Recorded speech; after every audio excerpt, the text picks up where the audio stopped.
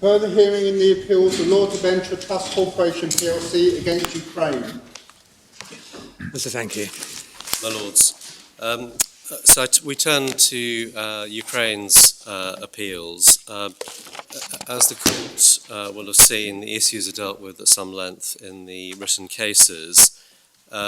Given the time constraints, I'm supposed to focus the oral arguments on a few key topics. And there's nonetheless still quite a lot of ground to cover, so I will try and go at a bit of a pace, but if I'm going too fast, I'm sure you'll let me know. The structure of the oral submissions will be, I will deal with capacity first, then I will deal with authority, and then Mr. Jaffe will deal with countermeasures. Under the agreed timetable, ratification will be addressed by me at the end of our reply submission. Yes. Countermeasures. So if I could turn to capacity first. We start with a basic point, which is that although the Macmillan and Riferson cases were cited to the Court of Appeal and mentioned briefly in their judgment at paragraph 39, the Court of Appeal did not in terms address the fundamental aim of identifying the most appropriate law to govern the particular issue. Nor did comity make an appearance as a touchstone in this context in ascertaining the most appropriate law to govern the issue of a state's capacity. And if I could start, please, by going straight to the Riferson decision of the Court of Appeal, Authorities Bundle 15.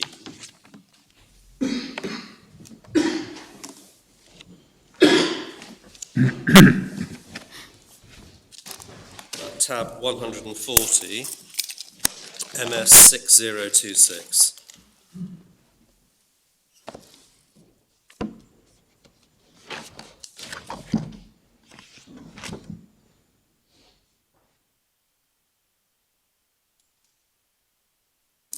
I'm just going to go to paragraph 26 through to 29, which begins at MS 6041. Sorry, paragraph? It's paragraph 26, and it's MS 6041.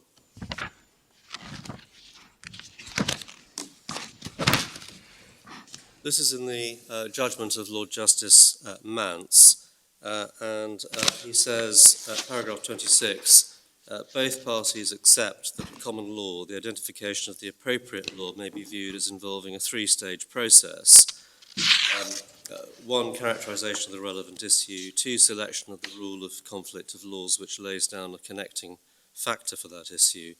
And three, identification of the system of law which is tied by that connecting factor to that issue. And those are the well-known three factors identified in Macmillan and Bishopsgate in Lord Justice Staunton's judgment. The process falls to be undertaken in a broad internationalist spirit in accordance with the principles of conflict of laws of the Forum, here, England. And then at paragraph 27, His Lordship says, while it's convenient to identify the three-stage process, it does not follow that courts at the first stage can or should ignore the effect at the second stage of characterising an issue in a particular way. The overall aim is to identify the most appropriate law to govern a particular issue. The classes or categories of issue which the law recognises at the first stage are man-made, not natural. They have no inherent value beyond their purpose in assisting to select the most appropriate law. A mechanistic application without regard to the consequences would conflict with the purpose for which they were conceived. They may require redefinition or modification, or new categories may have to be recognised, accompanied by new rules at stage 2, if this is necessary to achieve the overall aim of identifying the most appropriate issue. And then His Lordship cites some authorities. And if we could go please to paragraph 28, Lord Mance says the three-stage process identified by Lord Justice... Sorry, what proposition are we trying to establish? The proposition I'm trying to establish is that Ukrainian law is the most appropriate law to govern the capacity of Ukraine. Paragraph 28, the three-stage process identified by Lord Justice Staunton cannot therefore be pursued by taking each step in turn and in isolation. as Lord Justice Old said in Macmillan, the proper purpose is to look beyond the formulation of the claim and to identify, according to the lex fori, the true issue or issues thrown up by the claim and defence. This requires a parallel exercise in classification of the relevant rule of law. However, classification of an issue and rule of law for this purpose, the underlying principle of which is to strive for comity between competing legal systems, should not be constrained by particular notions or distinctions of the domestic law or the lex fori, or that of the competing system of law, which may have no counterpart in the other system. Nor should the issue be defined too narrowly so that it attracts a particular domestic rule under the lex fori, which may not be applicable under the other system. It would be helpful to us when you're taking us to the authorities to know what the proposition is which you say they support.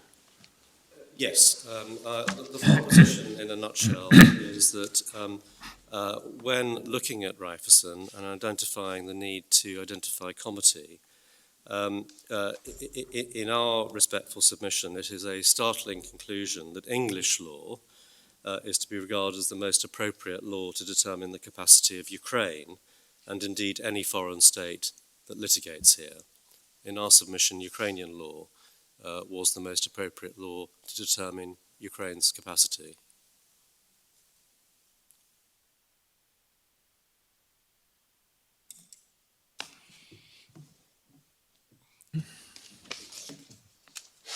And at paragraph 29, there is in effect an element of interplay or even circularity in the three-stage process identified by Lord Justice Staunton, but the conflict of laws does not depend, like a game or even an election, upon the application of rigid rules, but on a search for appropriate principles in particular situations. So one sees that the underlying principle identified by Lord Justice Old is one of comity between competing legal systems. As I said a moment ago, it is, in our respectful submission, a startling conclusion that English law is to be regarded as the most appropriate law to determine the capacity of Ukraine. And as I said, any foreign state which litigates here. Now, But it's got to, I mean, we're talking about a sovereign state, but of course this case wasn't. And I mean, I'm not quite sure how the capacity of, I mean, the Ukrainian sovereign state in Ukraine obviously has pretty overall capacity. I mean, when we're here concerned with the position under English law, yes. whether the contract parties have chosen English law. Yes. So I'm not quite sure how this case helps us. Certainly, well, the case I rely on for general principles. It doesn't really matter what was at issue in that particular case. I only cite it in terms of general principles, in terms of search for the appropriate system of law. Now, obviously, Ukraine is a sovereign state, but we say that is not a complete answer to the question. One has to find the most appropriate system of law to govern the issue thrown up. It's common ground that as a matter of Ukrainian law, Ukraine did not have capacity to enter into this contract. I'll show you the reference in a moment. Now, Ukraine's law case below was the relevant issue is one of the contractual capacity of the state of Ukraine. I don't understand that to be disputed.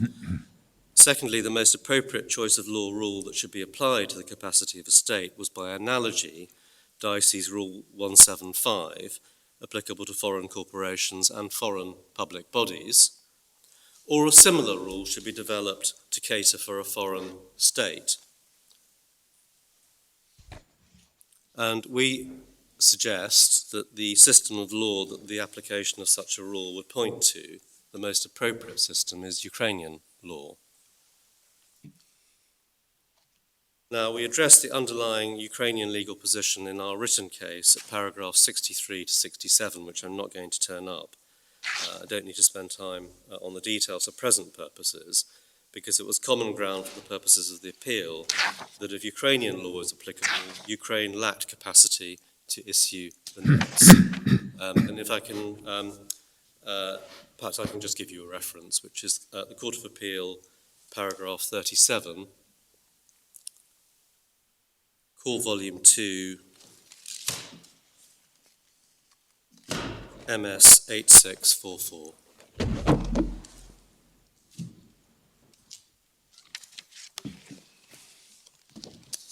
And in our submission, the law of the relevant state itself is the most appropriate law, to use the language of Ryerson, to determine the nature and content of any restrictions on its powers to contract.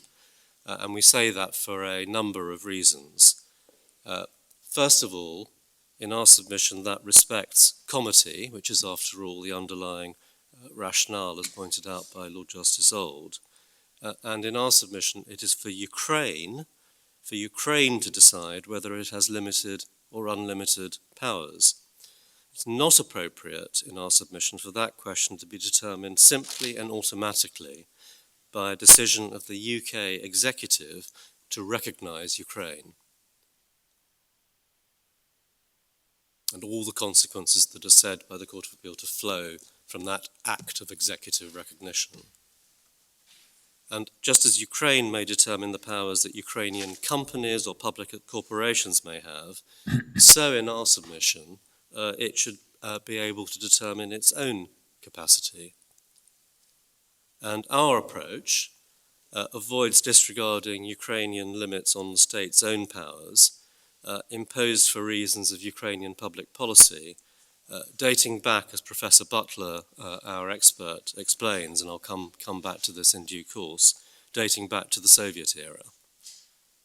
But that's fundamental to the Ukrainian constitution.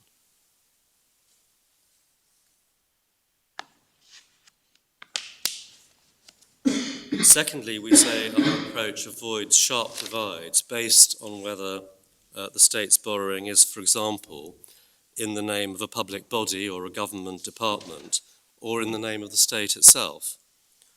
If the borrowing by the state had been in the name of, say, the Ukrainian Ministry of Finance or by another Ukrainian public authority, there's no dispute that capacity would be determined and would be limited by Ukrainian law. As it is, Ukrainian public law requires central borrowing to be in the name of the state, but subject to, as you will see, very tightly drawn rules.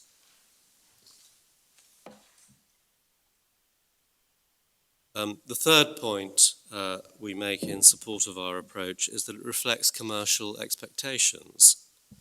Now, the trustee says in its written case that it is simply not arguable that people would look to Ukrainian law to determine the capacity of Ukraine. But with respect, in fact, that is the only law that people look to. That was the trustee's expectation and market practice, seemingly. Just by way of background, legal opinions were sought and delivered concerning inter alia the capacity of Ukraine under Ukrainian law to enter into this transaction, even though the parties knew that this would be an English law governed issuance, an English jurisdiction clause. And if one just picks up Appendix Part 2, Volume 4,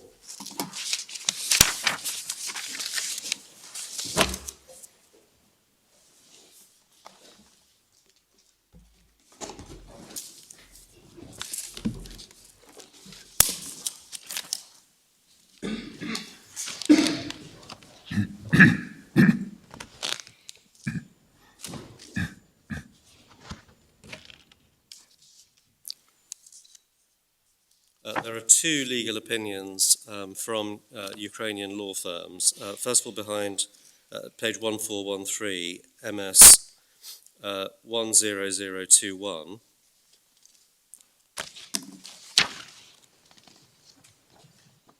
First of all, from Lavrinovich and Partners. Sorry, which page again? 10021, my lord. In Appendix 2, Part 4. Yeah.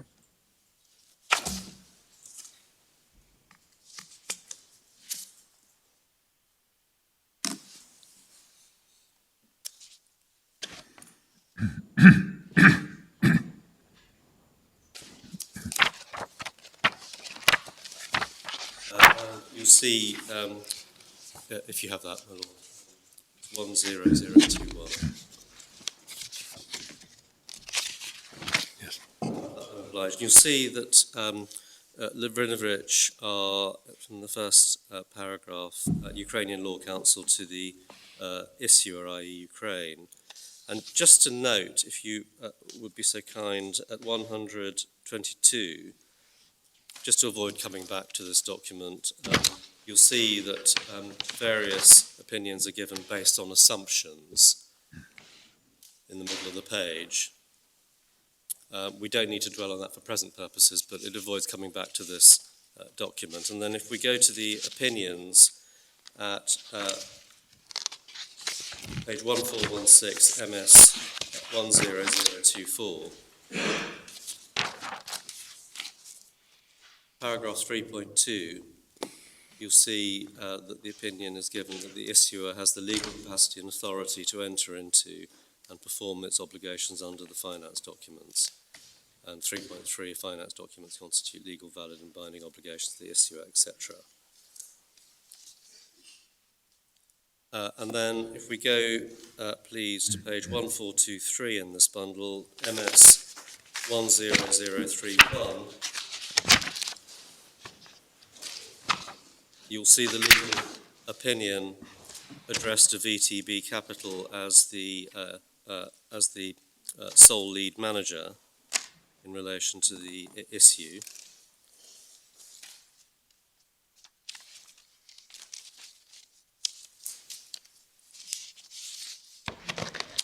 I'm sorry, I should have pointed out, if we go back to 128, MS 10028, from the bottom of the paragraph, you'll see that the opinions, from the penultimate paragraph, you see the opinions set out as that relate only to Ukrainian law. Penultimate paragraph, as one would expect. So these opinions are exactly contemporary with the trust deed. Indeed, they are part of the transaction by the trust deed contained within it. And then, yes, and indeed, as Mr. Jaffe reminds me, they are required by the subscription agreement.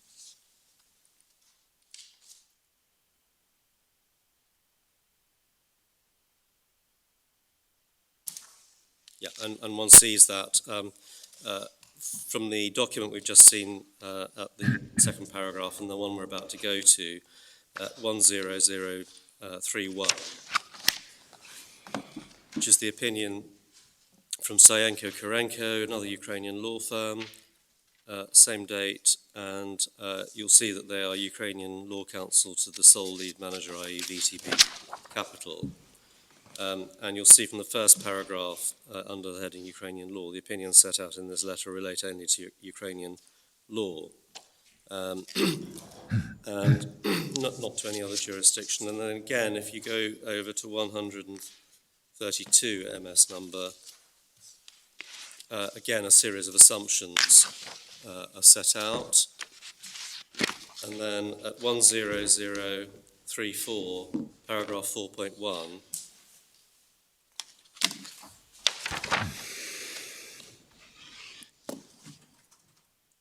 the issuer has the legal capacity, requisite power and authority to enter into and perform its obligations under the finance documents, paragraph 4.1.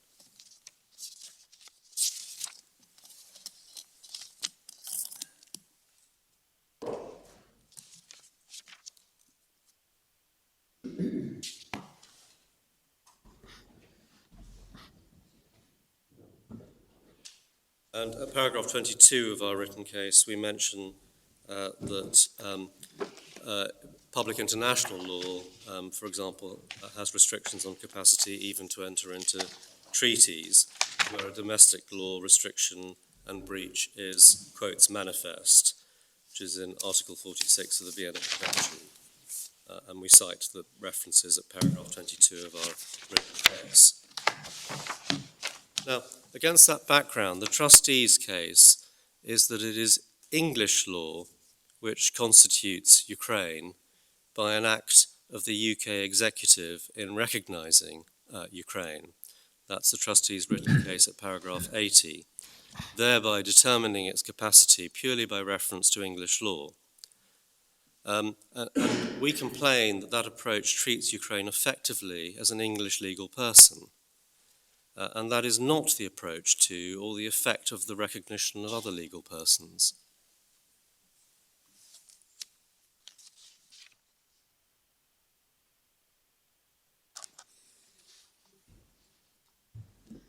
The trustee's case is that, as a result of that, only English law applies, and English law, it is said, imposes no limits on capacity. And it is said that English law determines this in litigation in England because it is English law that constitutes the state by recognising it. Now, against that background, it may be useful just to turn to the Haugesund Commune case, because that's helpful in identifying constitution of bodies in the context of public authorities, and we say it's directly relevant to and analogous to the process that should have been undertaken by the courts below in this case. That is Authorities Bundle 1, tab 4.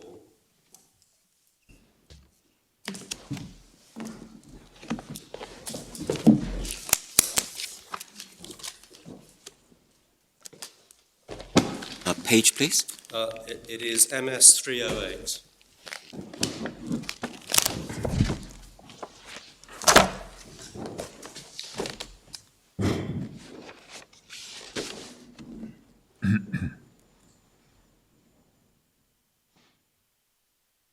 And I need to take this at a little length, but I'll try and do it as expeditiously as possible. But perhaps, could the court please read the head note down to letter G, and then I'll pick up particular paragraphs.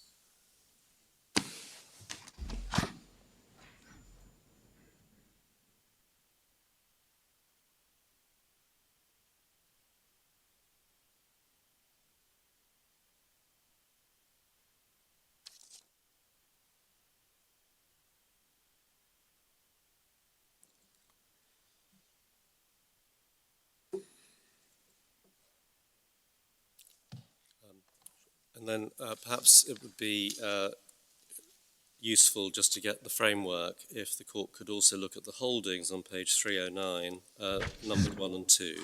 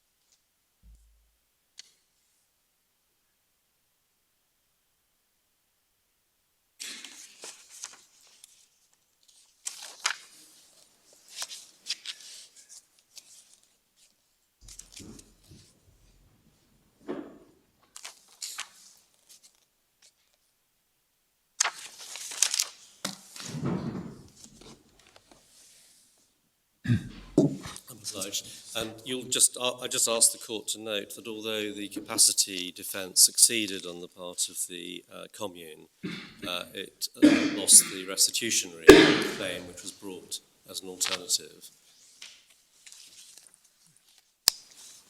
We don't need to go into the details of that because it doesn't arise for present purposes. And then if we go on, please, to page 324 in the MS numbering.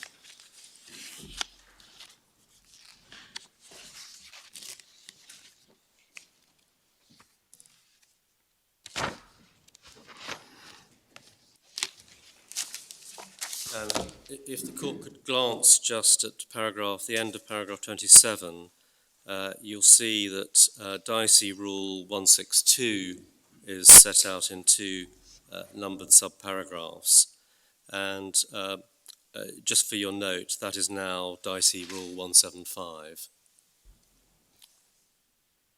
So it's the same rule which was relied on below and the Court of Appeal referred to. You see the two sub-rules of what is now Rule 175 set out there. And then at paragraph 28,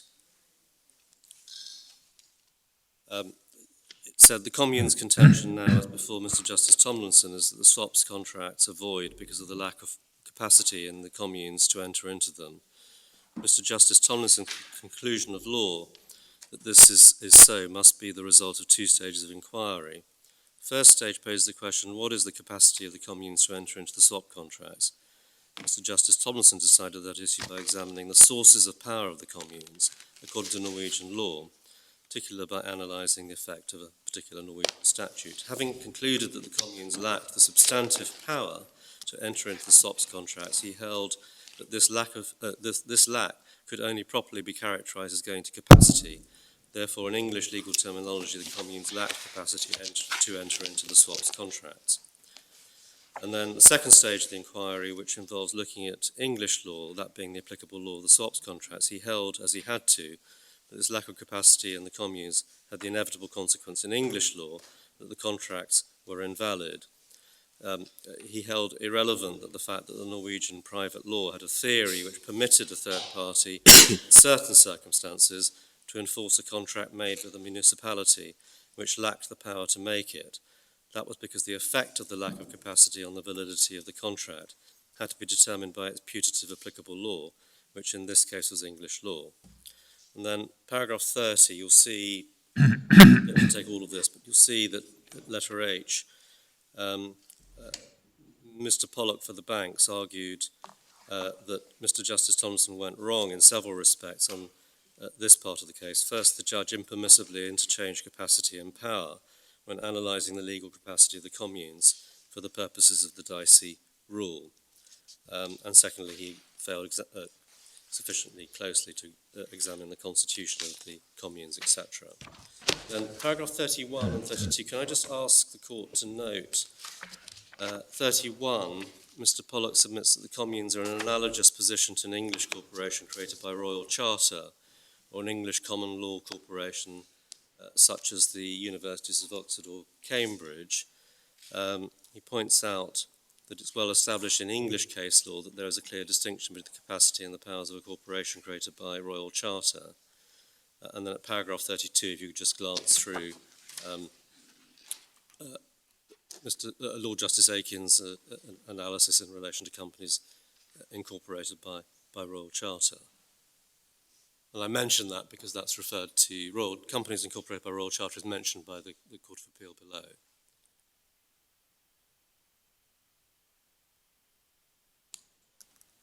So what do we get from this?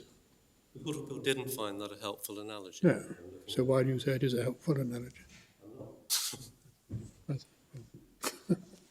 So what are we getting in this case? This is obviously applies to corporations, so we're not dealing with a corporation. Well, in this case, it's a public corporation, yeah. And I'm getting how one analyses what the constitution of the corporation is. Yes, but we're not dealing with a corporation, we're dealing with a sovereign state. No, but I'm trying to draw an analogy. I mean, but that's not in doubt. I mean, as I understand it, is how one deals with corporations.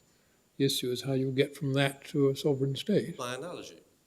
Well, all right, but I mean, one doesn't need to read great chunks of the case to find that out, does one? In my submission, it's helpful as guidance to how one should approach Ukraine's capacity, particularly when I take you to the expert evidence on Ukrainian law. I'll try and do this as briefly as possible. In my submission, it is of assistance.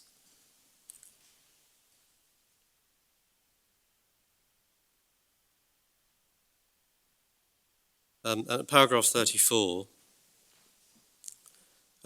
you'll see that Mr. Pollock's submission, referring to the rolled steel case, just above letter C, was that if the transaction is beyond the capacity of the company, it is in any event a nullity and wholly void, whether or not the third party had notice of the invalidity, property transferred or money paid under such a transaction will be recoverable from the third party.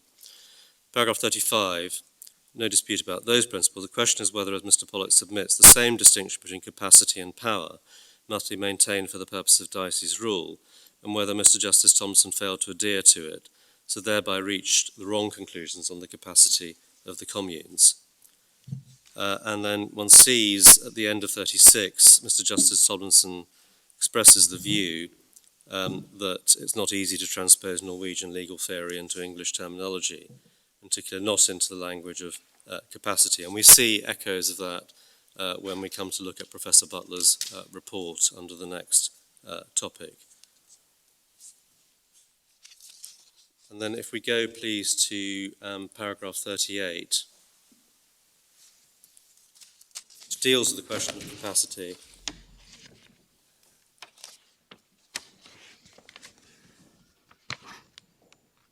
And we can take this relatively briefly because what paragraph 38, Lord Justice Aikins refers to the objective of the conflict of laws rules to enable a court to decide which system of law is to be applied to resolve a legal question when there is a foreign, i.e. non-English element involved in an issue.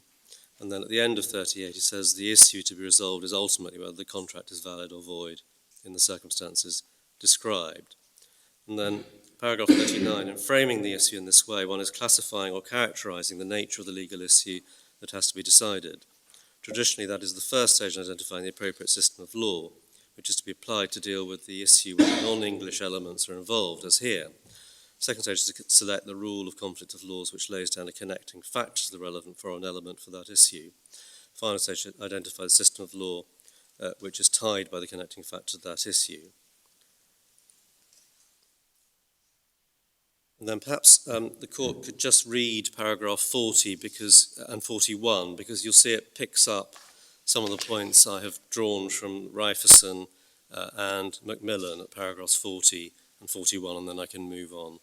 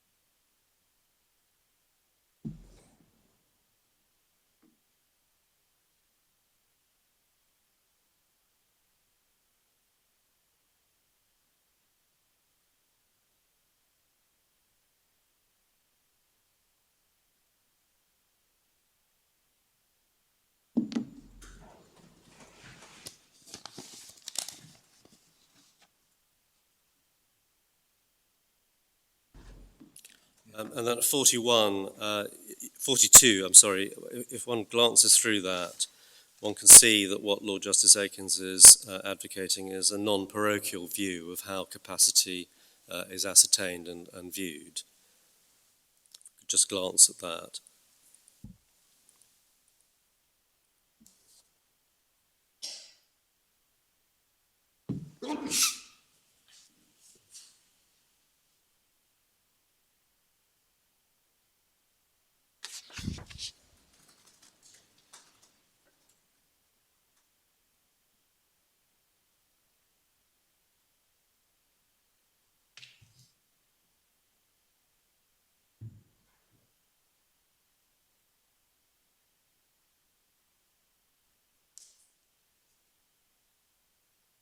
Paragraph 43, you see Lord Justice Aikins cites from a lecture given by Sir Carlton Kemp, and at F he says the ability to exercise the legal right of concluding contracts is an obvious example of the capacity of a legal entity. On this analysis, it may be total or it may be partial in the sense that the ability may exist for some cases, but not for others. But if the ability does not exist in a particular case, then the consequence will be absolute, at least in English law. 44, does the word capacity, when used to mean the legal ability to exercise specific rights, equate to the word power to exercise specific rights for the purposes of Dicey's conflict of laws rule? Seems to me that so long as power is used only in the sense of legal ability to exercise specific rights, the two words will have the same meaning and effect. And 45, as already recorded, Mr. Pollock emphasised in argument how English law has distinguished capacity from powers in relation to corporations, including those established under the Companies Act. In relation to the latter, it's become axiomatic that the extent of the ability of such a legal entity to exercise legal rights must be within the purposes for which the entity was created, which is defined in a company's memorandum of association. However, as Mr. Justice Tomlinson notes in his judgment, this approach to the concept of the capacity of a non-human entity, such as a company, is not universal. And then I think we can pick it up at 47. Return to the question, in what sense must we interpret the word capacity in Dicey's rule? Counsel have found no authorities in which there is any discussion of the meaning of the word for the purpose of the rule.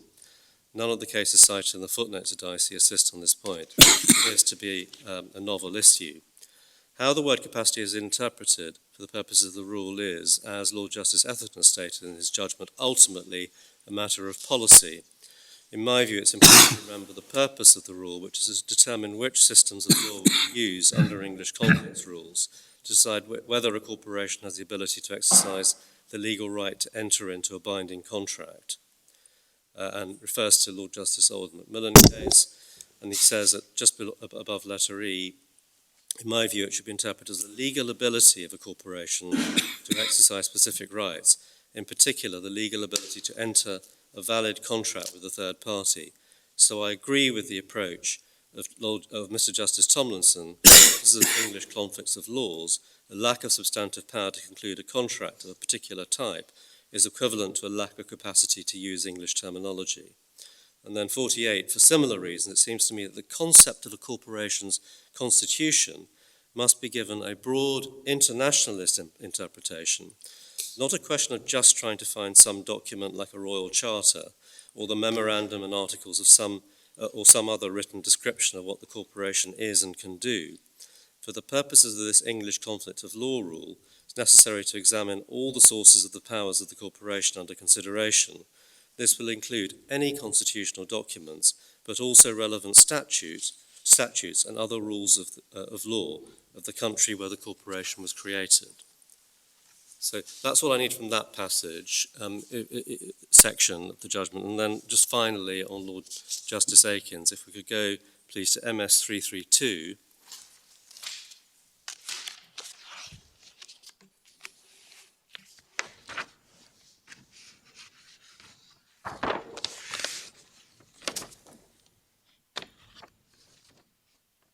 And paragraph 58, could I invite the court just to read paragraph 58 down to letter H in paragraph 60, and then I can move on.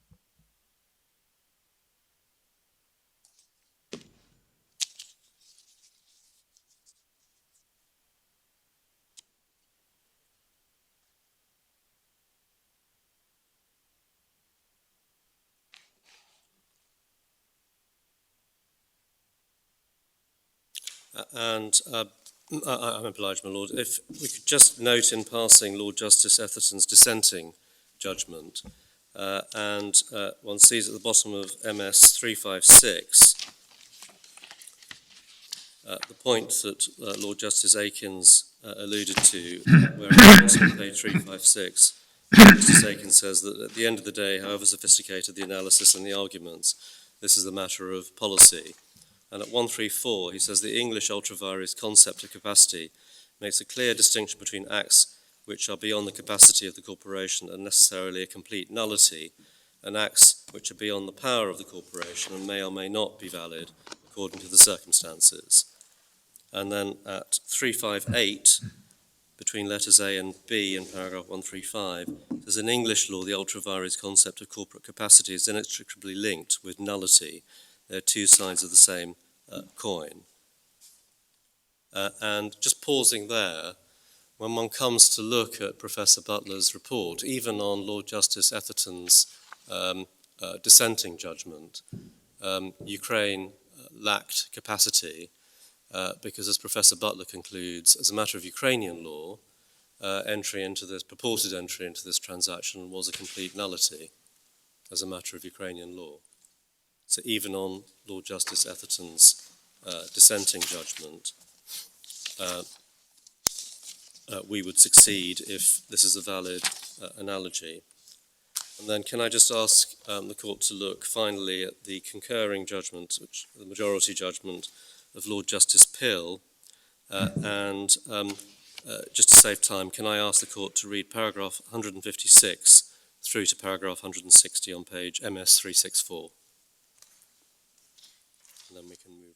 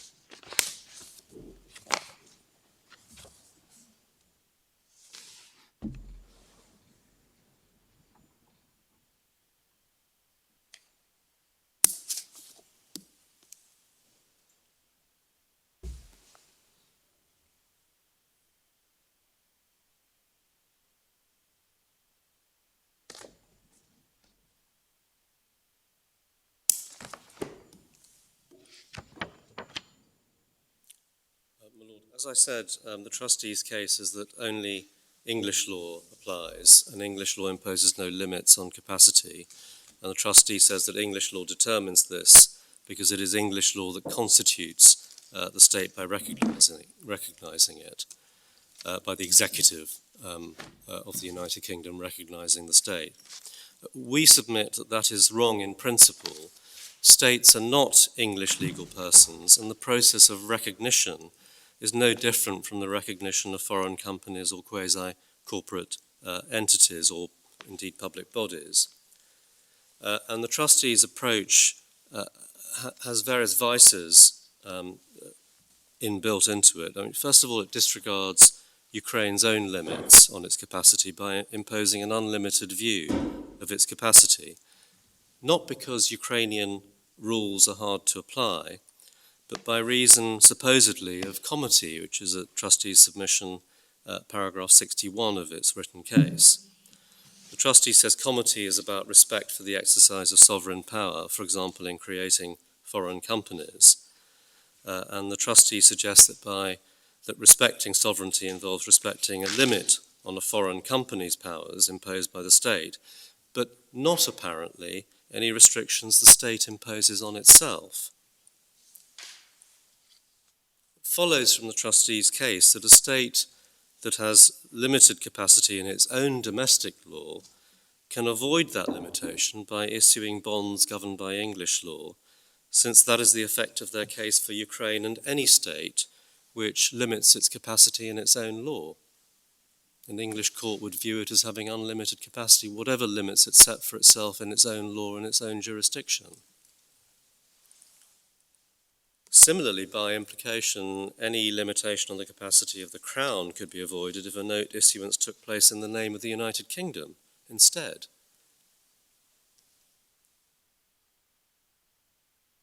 The trustee says it's for English law to decide whether the capacities of foreign states should be limited. That's paragraph 41 of its written case, and perhaps we could just look at that.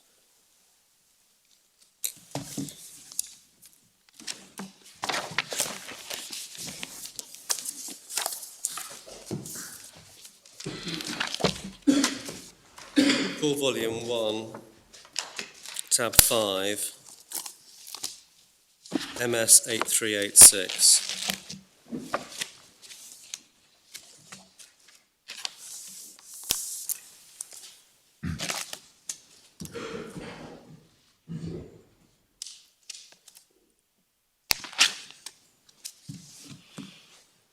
And paragraph 41 begins at the foot of 8386, and I was going to refer, if I may, to the same paragraph on the following page at 8387.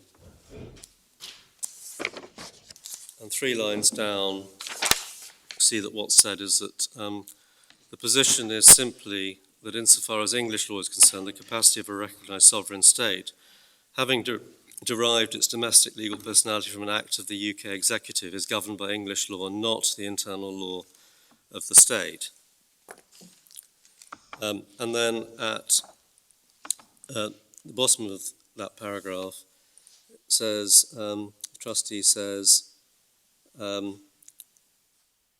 neither the UK executive nor Parliament today limits in any way the capacity of a recognised foreign state, in the same way that the order in council applicable to a particular international organisation, which is in substance an act of the executive, could limit its capacities. So too could English law decide that the capacities of sovereign states should be so limited.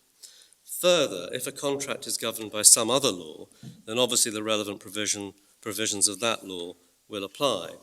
But in our submission, that leaves wholly unclear the relevance of the applicable law of the contract. Says that the capacity, trustee says that the capacity is determined by English law because it's derived, its domestic legal personality is derived from an act of the UK executive. But then it said that if a contract is governed by some other law, then obviously the relevant provisions of that law will apply. As we say, it's not clear exactly where that goes. Presumably, following through the trustee's logic, the capacity to enter into a French law contract might be radically different from the capacity to enter an English law contract to identical effect, even if both sets of proceedings were brought in England, and the capacity of the state is apparently derived from the recognition of the UK executive.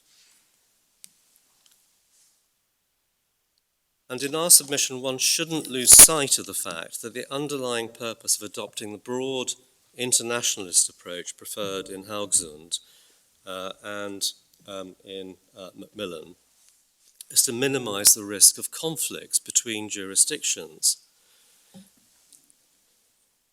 Imagine if there were no exclusive jurisdiction clause in this case, and the trustee brought the claim in Ukraine. On Professor Butler's evidence, it's inconceivable that the contract would be enforceable in Ukraine, notwithstanding the English choice of law. Or imagine a loan contract were entered into by the government by our government in the name of the United Kingdom in excess of a borrowing limit set by an Act of Parliament.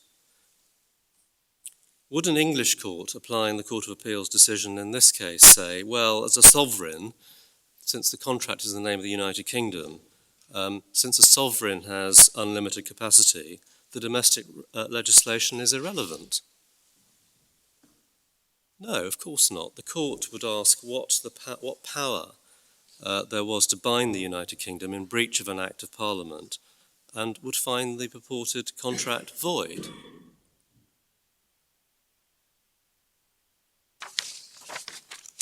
But the question, in any event, is not a purely domestic one. It arises in the context of characterization of the issue in an internationalist sense. In Haugesund, we see the Court of Appeal specifically rejected the restricted meaning of capacity in English domestic law. The need to characterize the issue in an internationalist sense is why the Court of Appeal relied on the domestic capacities of why the Court of Appeal's is why the Court of Appeal below, why its reliance on the domestic capacities of a company incorporated by charter was the wrong starting point. That relied on English domestic law concepts. And in Haugsund, precisely that domestic definition argument was rejected. The analogy made by the Court of Appeal with companies incorporated by Royal Charter, which we saw, was obviously not thought to be helpful. See paragraphs 45 to 47 of Haugsund. So issues English lawyers would regard as capacity issues are too narrow a definition for the purposes of the conflict of laws. And the power, in our submission, the power of a state to contract is a question of the state's capacity as determined by its laws. And the only way that the trustee can get round this is to treat all foreign states as if they were English persons by dint of recognition, such that no conflict of law issues arise. But in our submission, that would be parochial and unrealistic. Now, if you still have to hand the trustee's written case in Core Volume 1,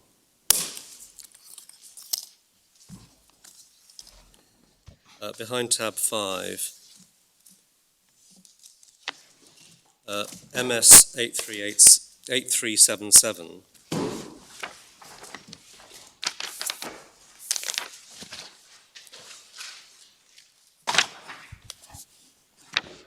one sees that the trustee's written case opens with much fanfare, referring to the Tin Council case, and it said, in the Tin Council case, the House of Lords observed that foreign states recognised by Her Majesty's government have unlimited capacity in English law, including capacity to contract. Now, suspiciously, no citation is given there in that paragraph, and in our submission, nowhere does the House of Lords say this. And the devices of the trustee's approach is it tries to read the Tin Council case as if it were a statute. And I note that this argument did not feature below, but perhaps we should look at the Tin Council case, which is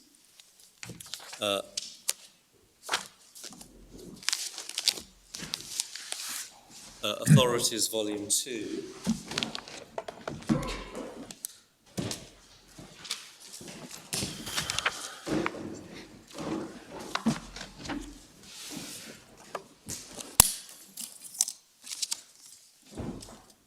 Tab 7.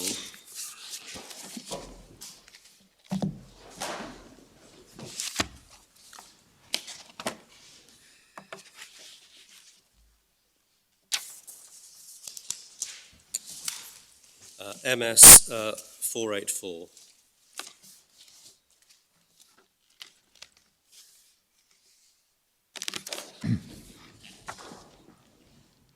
Start with the head note at MS 484, my lord. Did you look at that?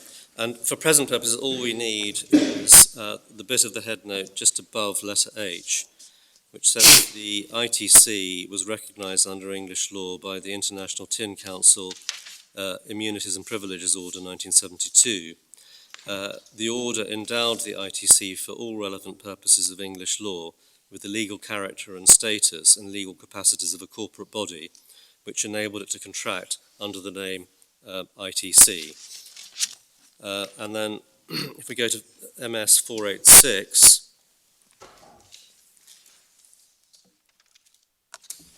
holding 3 between letters G and H, given that the Order in Council of 1972 created the ITC in English law as a separate legal person, and given that it was that legal person which was the contracting party in the relevant contracts, a contract entered into by the ITC did not involve any other entity, and only the ITC was liable on the contract, and thus its members were under no liability. And then the particular passages relied on by the trustee. Perhaps we could start, what's relevant is to look at submission A at page 567, MS 567.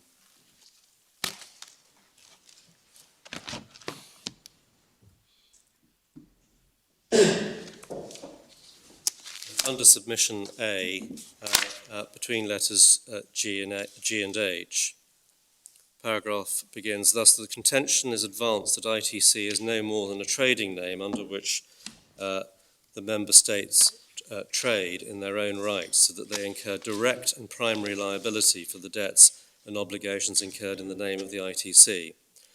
It's common ground that the status of the ITC in the United Kingdom depends upon the true construction and the effect of the Order in Council of 1972. Also common ground that the Order did not create the ITC as a corporation in the technical sense of that term.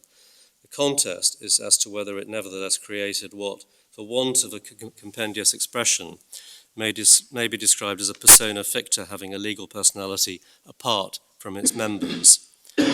And then Article 5 of the Order of 1972 provides in terms that the ITC shall have the legal capacities of a body corporate. And speaking for myself, and without resort to any extraneous aids, I find difficulty in seeing what possible purpose Parliament could be thought to be serving by conferring in terms the widest capacities available to any artificial legal person, if there was to be no single legal persona capable of exercising them. I'm therefore in agreement with my noble and learned friend Lord Templeman that purely as a matter of construction of the order, standing alone, submission A must be rejected. So what we see the House of Lords doing here is construing the effect of the order in council. And you can see Article 5 for material purposes set out at MS 571. Letter G refers to Article 4. Article 4 contains the declaration rendered unnecessary by Article 1.1 of the Act of 1968, which is the enabling legislation, that the ITC is an organisation of which Her Majesty's Government in the United Kingdom and the governments of foreign sovereign powers are members, so that right from the outset a distinction is made between the organisation and its members. And then Article 5 confers the capacities of a body corporate on the council, not on the members, while Article 6 likewise confers immunity from suit and legal process, not on the members, but on the council. So the reference to the widest capacities available is a reference to Article 5, if we turn back to 568, between letters A and B. So you see them construing the effect of the order in council. We can't derive any more from it. Personality is derived from the various capacities.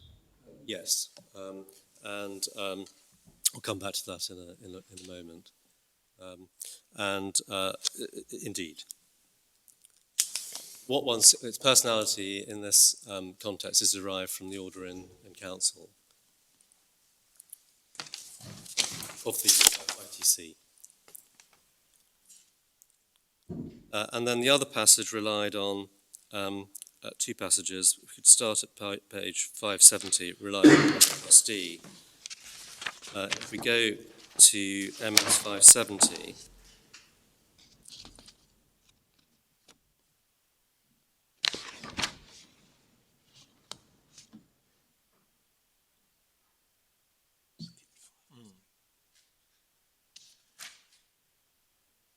and at between letters E and F, it said reliance was placed by the appellants upon the passages in the speech of Lord Macdermot in Bonser, a case in which this House by majority concluded that a trade union did not, by virtue of the Trades Unions Act 1871, constitute a legal entity apart from its members, despite being invested by the legislature with some of the characteristics of the legal person.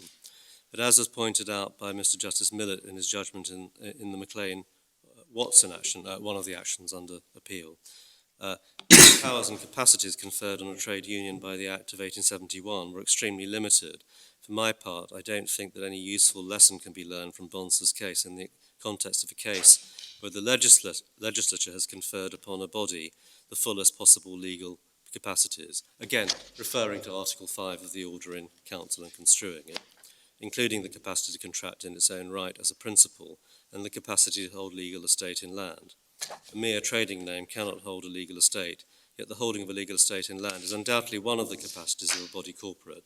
For my part, I think that the status of a legal personality separate from the members is a necessary corollary of the unlimited capacities which are conferred by the order, again construing Article 5 of the Order in Council. And then if we go back a page to 569, Lord Oliver refers to another obstacle in the way of the argument being run. And just above letter D, he says that there are a number of difficulties in the way. Which page? I'm sorry, MS 569. Thank you. And I was in the speech of Lord Oliver between letters C and D on that page. Thank you. And his lordship refers to a number of difficulties in the way of the suggestion that Article 5 did no more than confer capacities on the members, i.e. the member states. In the first place, the members were sovereign states recognised in English law and having already capacities as such, so that an order in council which conferred on them capacities, for instance, to contract, to hold property or to engage in litigation, served no useful purpose. And that again is a passage relied on by the trustee. Now, the assumption made there is that states have those capacities, but it says nothing about whether those capacities might be subject to limitations. So what assistance one can derive from that passage in the speech of Lord Oliver is very limited. Assumption is made that states have certain capacities, which is fair enough, but it says nothing about whether those capacities may or may not be limited or subject to limitations. It certainly says nothing about unlimited capacities.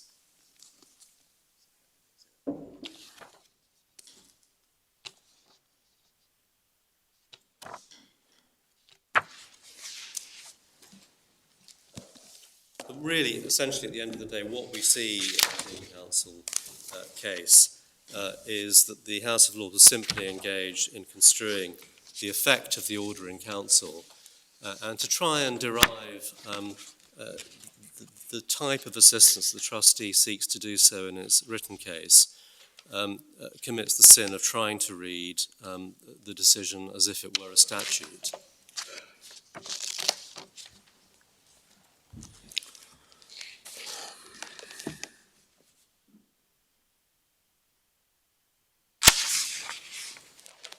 Now, I'm sure the court is familiar with this, but you may recall that some reliance is placed on the legislative history of the 1944 Act, the precursor to the 1968 Act. That's paragraphs 30 through to 38 of the trustee's written case. I wasn't going to, perhaps it would be useful just to see that in context. Volume 1. Again, tab 5, MS 8384 is where this section begins.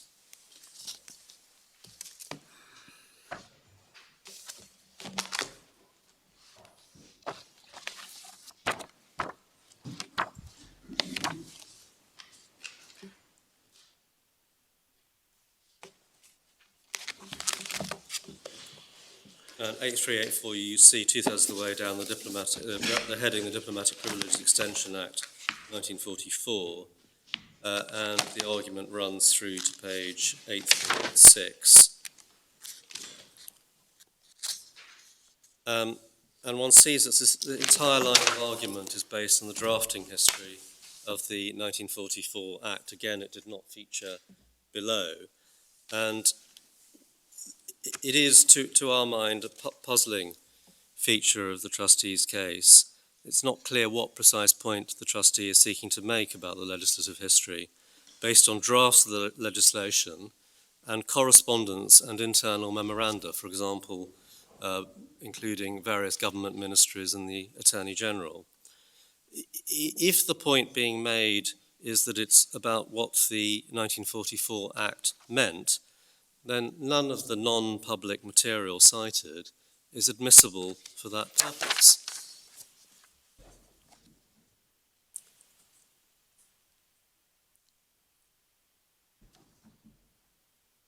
And can I just show in the court in that context some short paragraphs from Supreme Court authority in the supplemental authorities bundle at tab 4.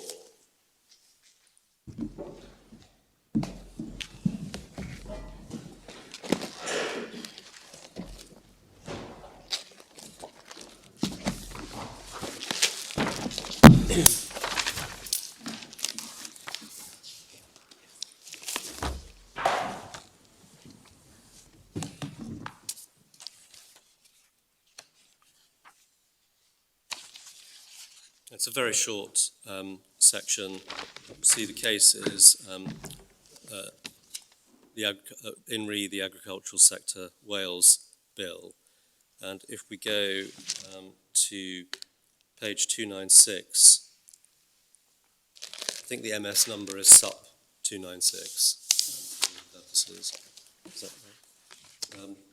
And if we go, please, at paragraph 36, in my Lord Reed's and Lord Thomas's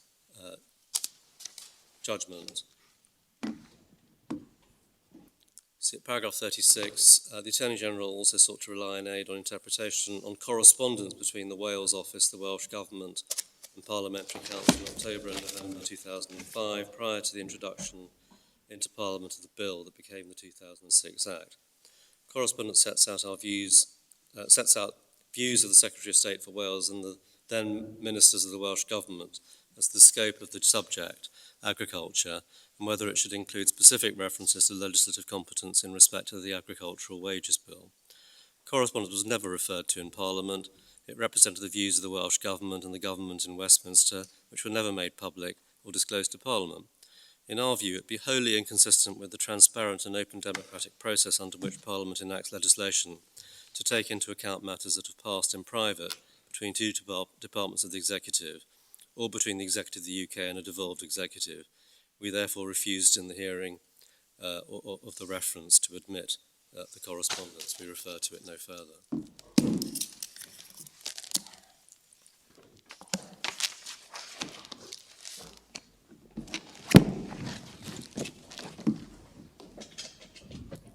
If reliance is placed on the, if you keep that supplemental authorities bundle to hand, please, my lords, if the trustees' contention is based on what assumptions were being made by different people involved in the preparation of the 1944 Act, including the Attorney-General, then even if Parliament itself had made assumptions about the state of the law and the capacity of foreign states, they would not be accorded any weight. Such assumptions may turn out to be wrong. For that purpose, if we go to the next tab in the Supplemental Authorities bundle,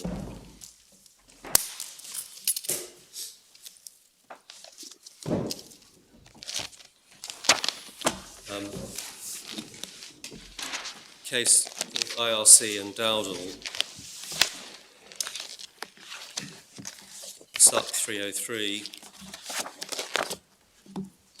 just looking at the head note, so it said it's immaterial that Parliament, in enacting the legislation of 1939 and 1940, may have assumed that there was a pre-existing right to make such deductions on income tax principles, since there is a distinction between Parliament exhibiting an erroneous opinion as to the existing law and its enacting that the law should be changed. And then if one goes, please, to the final page of the speech of Lord Radcliffe at SUP 328.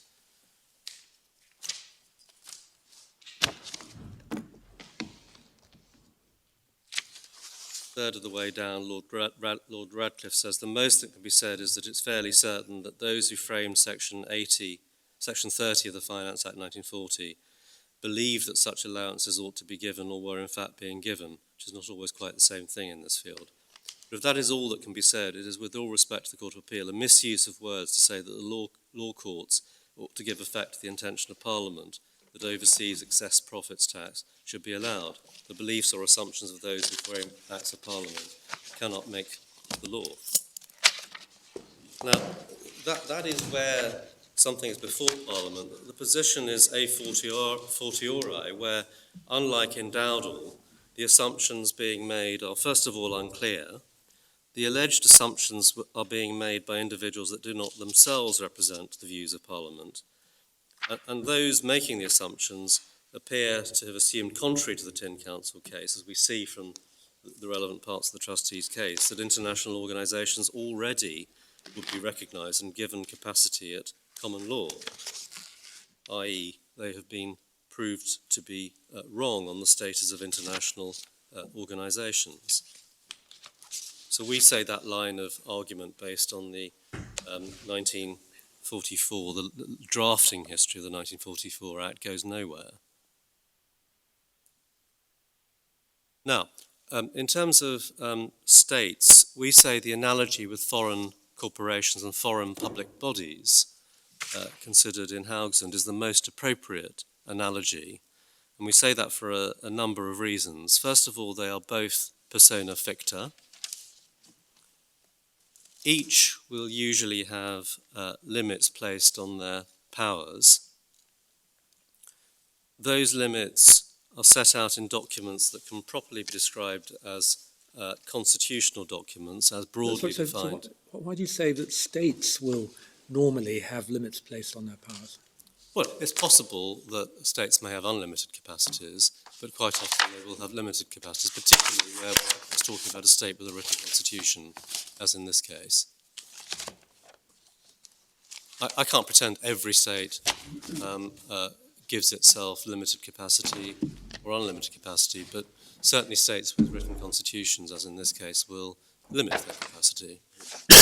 And certainly Ukraine has, which is the most important point in the present context.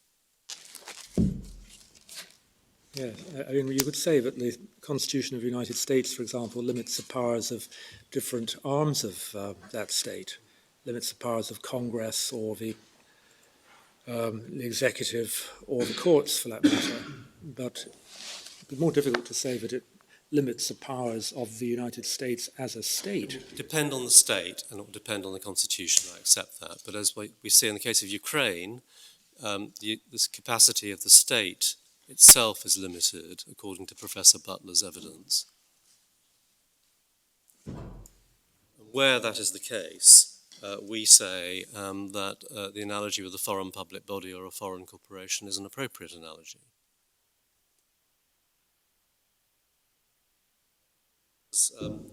Mr. Jaffe reminds me, in the United States, for example, there can be limits placed on the capacity of the United States. So, paragraph 11 of our written case, we refer to Congress borrowing money on the credit of the United States. But for present purposes, what matters is Ukraine. And those capacities, whether we are talking about a foreign public body or a foreign corporation, are limited for a number of reasons, but they can include, as in the case of Ukraine, and we'll see this when we come to Professor Butler, to protect their assets from improper use. And the history of Ukraine is that Ukraine requires limited capacity in order to prevent the misuse of state assets. It's clearly not a benefit, as the trustee would suggest, to be deemed to have unlimited capacity against that background.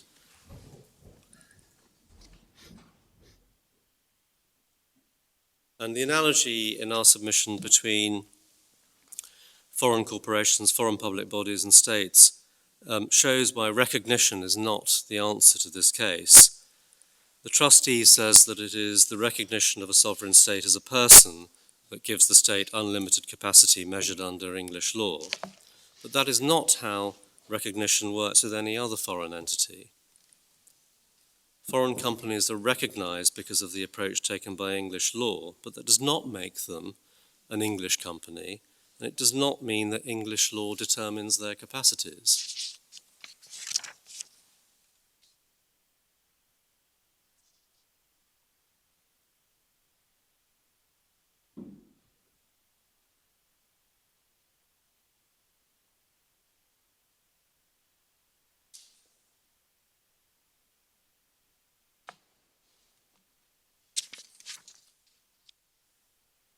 And if I may, just in concluding on capacity, clear away some of the points made by the trustee, which we say are bad ones, that might be said to bear on the appropriateness, as they submit, of Ukraine's submissions.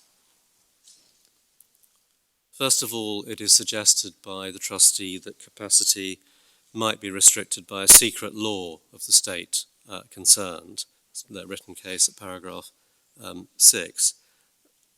That's not this case. The relevant laws are public. if a state sought to rely on a secret law to negative its capacity, English public policy might well refuse recognition of such a law, but it's simply not relevant in this case, and therefore this point is something of a red herring. Secondly, it said that a lack of capacity leads to inappropriate results because the counterparty has no contractual remedy against a state. Now, the trustee accepts that Russia may have a restitutionary remedy, but the trustee complains that that is not what it bargained for, paragraph 111 of its written case. But that begs the question, my lords, if the contract is void or a nullity, then it didn't successfully bargain for anything. And as the Court of Appeal observed at paragraph 152, Russia's concern here is likely to be that it would have to submit to this jurisdiction to bring any restitutionary claim and might not succeed without the benefit of the no set-off clause in the contract in the light of any potential counterclaim and defence. But the consequence of the lack of capacity can't be a good reason for determining that Ukraine has limited capacity. Appreciate that is a reason why very often courts are reluctant to go down the capacity route, but we're either right or we're wrong on capacity, and if we're right, it has consequences, which may be unpalatable to the Russian Federation. The trustee's complaint in this regard could equally be an argument against, for example, a local government authorities, whether domestic or foreign, as in Haugesund, having limited capacity. Counterparty in Haugesund could equally have said that it did not bargain for a restitutionary remedy only, but that is how the principles of equity achieved practical fairness between the parties in that type of situation. And the restitutionary remedy in Haugesund was allowed by the English court, and the banks recovered. Then it said that a lack of capacity leads to inappropriate results. For example, a state cannot enforce the contracts against its counterparty and vice versa. But again, that would be an objection in much of the swaps litigation that played out in the English courts. But it is what it is. Then it said that Ukraine's rule is uncertain in scope. It's trustee's written case, paragraph 10. The trustee complains of the risk of a unilateral right of states to change their constitutions and therefore their capacities. It's not relevant in this case, and no doubt English public policy may refuse to recognise a retrospective change of capacity, but that would no doubt have to be considered in a case where the point arose, but it's not relevant in this case. And companies, corporations, can change their constitution and therefore their capacity too. Be an answer to the way the Court of Appeal approached the case in Haugesund, if the risk of a change of capacity were an insuperable obstacle. It's said by the trustee that the definition of constitution is uncertain, so that any rule restricting capacity has to define which rules are matters going to capacity. But that's inherent in any choice of law rule for capacity. Haugesund makes this clear, and Haugesund assists in identifying how such constitutional rules, as we've seen, are discerned and analysed. The trustee then says, this is paragraph 49, that Ukraine has somehow changed its case, but Ukraine relied on the Haugesund case below to define how capacity is circumscribed and continues to do so. The trustee refers to various pieces of language used in our case, and for example, we refer to flagrant breaches of Ukrainian constitutional rules at various parts in our written case. We weren't setting that out as a test. We were simply picking up the language used by Professor Butler to describe the nature of the particular breaches, or some of the particular breaches of the Ukrainian legislative background in this case. And in our submission, Ukraine's approach leaves it to states themselves to determine their own capacities. Some may permit unlimited capacities, some may not. And where they do not, in our submission, our approach respects, in the interests of comity, the approaches taken by those respective states.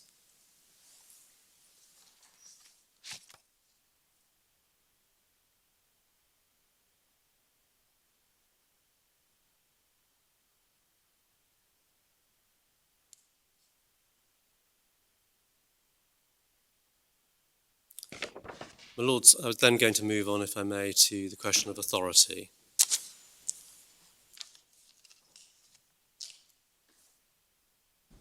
If your Lordship will give me a moment here.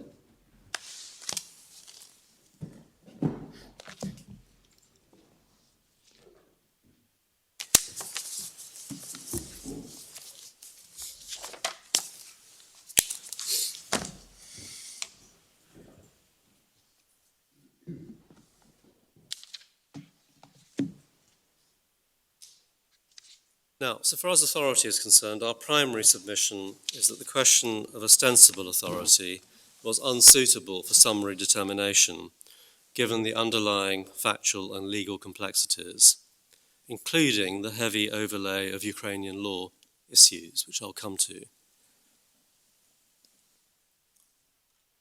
In terms of terminology and legal principles, Ukraine accepts the Court of Appeal's broad summary of principles at paragraph 79 of the Court of Appeal's judgment, principally derived from Freeman and Lockyer, which I will come back to.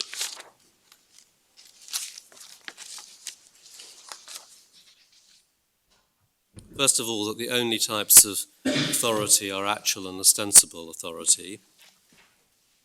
For the purposes of the summary judgment application, actual authority is not in issue. It's common ground that for present purposes, that is a question of Ukrainian law, which is not suitable for summary determination.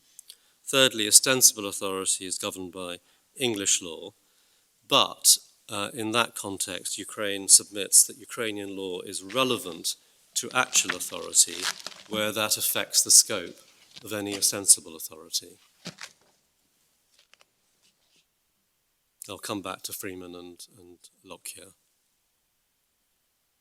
Fourthly, usual authority is not a separate type of authority, but can be a species of actual or ostensible authority. That was a defect in Mr. Justice Blair's judgment, which was criticised in a subsequent supplement to Bousted and was rectified by the Court of Appeal at paragraphs 89 to 90 of its judgment. And fifthly, the relevant usual authority in this case is a species of ostensible authority. Now, as the Supreme Court will have seen, the Court of Appeal and Mr. Justice Blair approached the underlying issues on ostensible authority differently. Mr. Justice Blair found usual authority based on representations said to be derived from earlier bond issues. That's first instance judgment of paragraphs 162 to 163, but not ministers of finance generally, which Mr. Justice Blair said would depend on the specific Minister of Finance and the rules surrounding him were concerned, and that's his judgment at paragraph 160. He also found ostensible authority through holding out by the CMU, the Cabinet of Ministers of Ukraine. That's his judgment at his Lordship's judgment at paragraph 167. Now, the Court of Appeal essentially disagreed with this analysis. First of all, as to usual authority, the Court of Appeal at paragraph 92 said usual authority was irrelevant where the agent has express authority with regard to the type of transaction in question. And I'll come back to look at the Court of Appeal at paragraph 92. Court of Appeal refers in paragraph 92 to their difficulty with Lord Debenture's case on usual authority. In that paragraph, the Court of Appeal stated that the general principle, as a matter of general principle, usual authority has little function where express authority is conferred by articles or other publicly available documents. The Court of Appeal said such ostensible authority will not derive from the usual authority of, say, the Chief Executive, but from the authority expressly conferred by the Articles. Can I just be clear? You said earlier that you accepted the Court of Appeal's summary of relevant principles at paragraph 79, and they tell us that there is no such category as usual authority. There's actual authority, which may be express or implied, and there is ostensible authority. I do accept that. Yes, you accept that.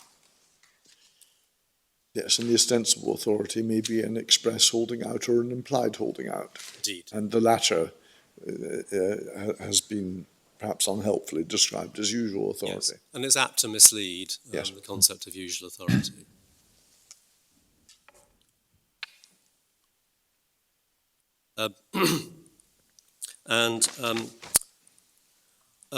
Picking it up, Court of Appeal paragraph 114, Court of Appeal found ostensible authority based on the actual powers set out in the Ukrainian legislation, which I will have to come back to.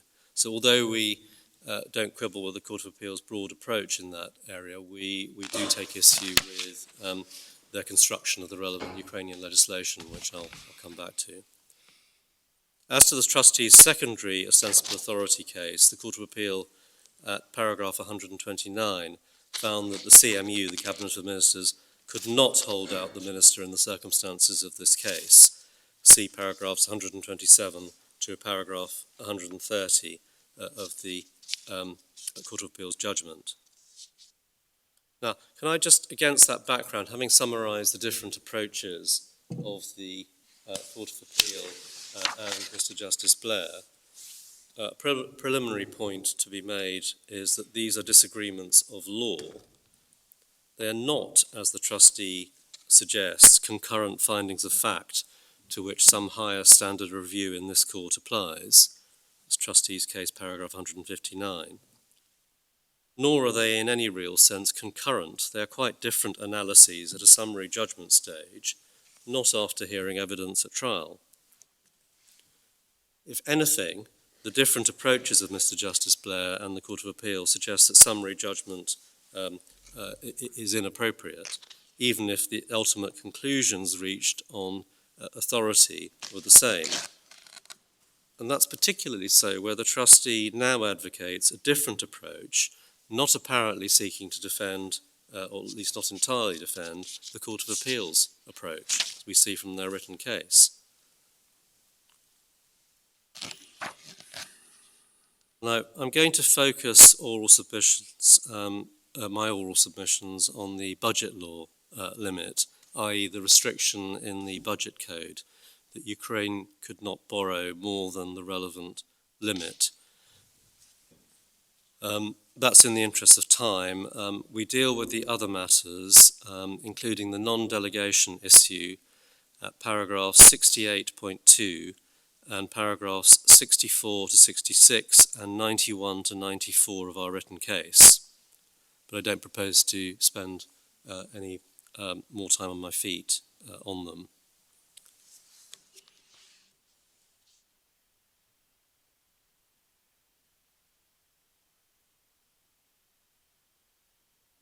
So if we could take the Court of Appeal's judgment, please, in Call Volume 2.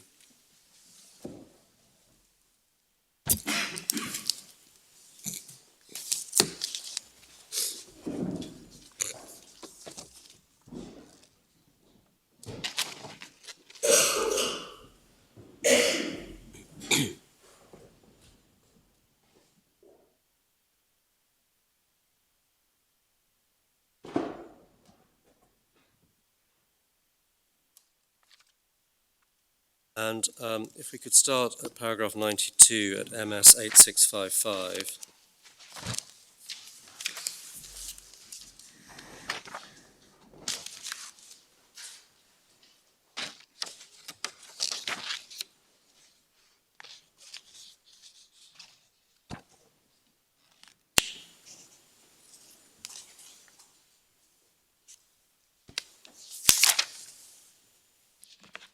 And I referred in passing to paragraph 92 a moment ago, and you see that this part of the judgment is primarily written by Lord Justice David Richards. Paragraph 92, see, said that we have further difficulty with the case of usual authority advanced by Lord Debenture. As is clear from the authorities discussed above, usual authority derives from the office or position held by the agent, no place where the agent has express authority with regard to the type of transaction in question. To give a simple example, and leaving aside the statutory provisions now contained in section 40 of the 2006 Act, if the articles of association of a company confer on the chief executive authority to borrow on behalf of the company up to £1 million, it's neither necessary nor permissible for a lender to invoke the usual authority of a chief executive. If the borrowing is for £1 million or less, the chief executive has express authority to commit the company. If that express authority was subject to any further limitations which were unknown to the lender and of which the lender has no notice, because, for example, they were a public document, such as the Articles of Association, but were imposed by a private instruction given by the board, the chief executive will not have actual authority but will have ostensible authority.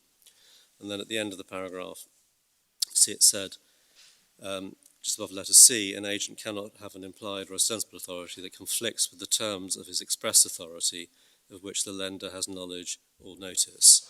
The trustee says it's not clear what the Court of Appeal meant by express authority, but with respect, it's clear from the context that what the Court of Appeal had in mind was authority expressed in publicly available documents, such as a memorandum of Articles of Association. There's no real confusion there as to what the Court of Appeal is talking about. And then at 93, the Court of Appeal says, in the present case, the authority to effect borrowings on behalf of Ukraine is expressly set out in the Budget Code. This is a public document, and Lord Debenture does not suggest it did not have knowledge or notice of it. Article 16.1 is clear that the Minister of Finance is authorised to effect internal and external borrowings on behalf of Ukraine on conditions determined by the CMU. If loan notes are issued in accordance with Article 16, the Minister of Finance and the CMU will be exercising express powers conferred on them, and there will be no room or need for recourse to the usual authority of either Ministers of Finance in general or the Minister of Finance of Ukraine in particular. And if the Minister of Finance were to take steps to issue loan notes in circumstances where it was known, or perhaps should have been known, to the trustee the conditions had not been determined by the CMU, the trustee would have knowledge or notice that he had acted beyond his authority. There would again be no room for recourse to his usual authority as a basis for ostensible authority. And then finally, 94, Article 16.1 expressly confines state borrowings to the limits determined in accordance with the budget law. Lord Debenture does not suggest that it had neither knowledge nor notice of this general limitation on the borrowing powers of the government of Ukraine. And then just glance through that paragraph, and you see at the end, the Court of Appeal says this underlines that the ostensible as well as the actual authority of the Minister of Finance and the CMU is to be derived from Article 16 and not from some general notion of usual authority. And then finally, 96, page 8657, we're clear that the correct approach to the issue of authority in this case derives from the terms of Article 16.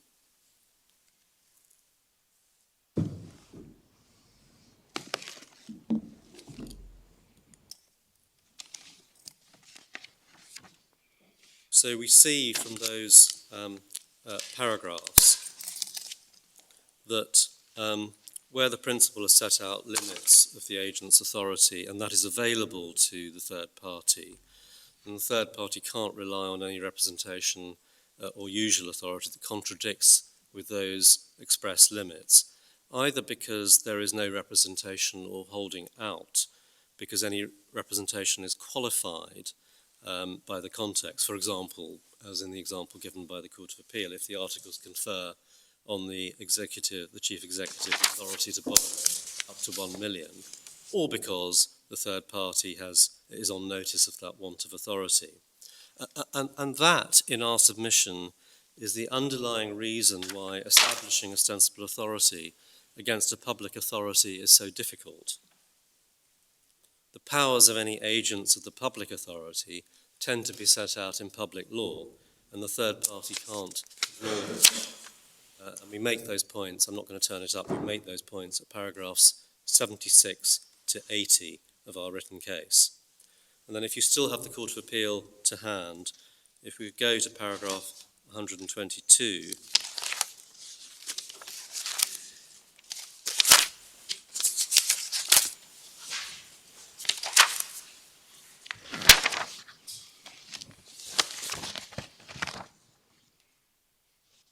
and this is where we say the Court of Appeal ultimately went wrong, having agreed with the Court's analysis thus far.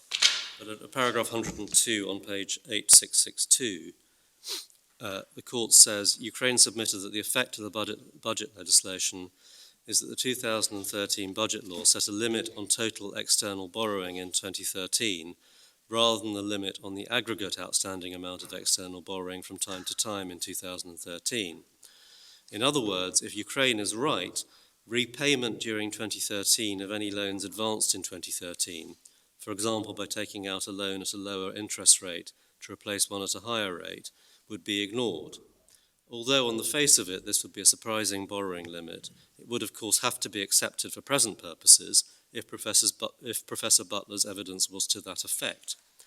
However, nowhere does Professor Butler say that this is the effect of the 2013 budget law. Instead, he states that Annex 2 to the law sets out in detail how the maximum volume of the annual state budget deficit is to be financed and the limits applicable thereto. In analysing whether there was a breach of the external borrowing limit, Professor Butler took as his starting point not the aggregate amount of external borrowings made in 2013 before various dates in December 2013, but the actual amount of external borrowings as of those dates. And then you see flowing from that conclusion at 125, they say that they accordingly agree with the judge's conclusion that Lord Debenture was not put on notice of any breaches of Ukrainian law on which Ukraine relies. Does not have in law defence that the Minister of Finance and the CMU lacked ostensible authority to issue the notes. And this is where we say the Court of Appeal went wrong, in that it found that the relevant budget law limit on external borrowings was effectively a running total. And I'll come back in a moment to look at that conclusion and what Professor Butler actually says in his report. But before I do that, can I just, as I said I would, go briefly to Freeman and Lockyer to set the scene to what I'm about to move on to. This is Authorities Bundle 9, tab 74.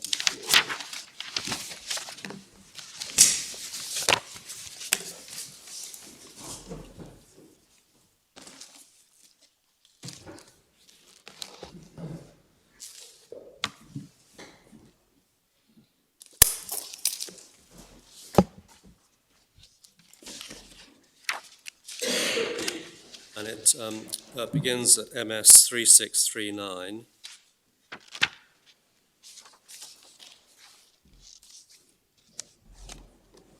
We don't need the head note or the facts. If we could go, please, to MS 3661.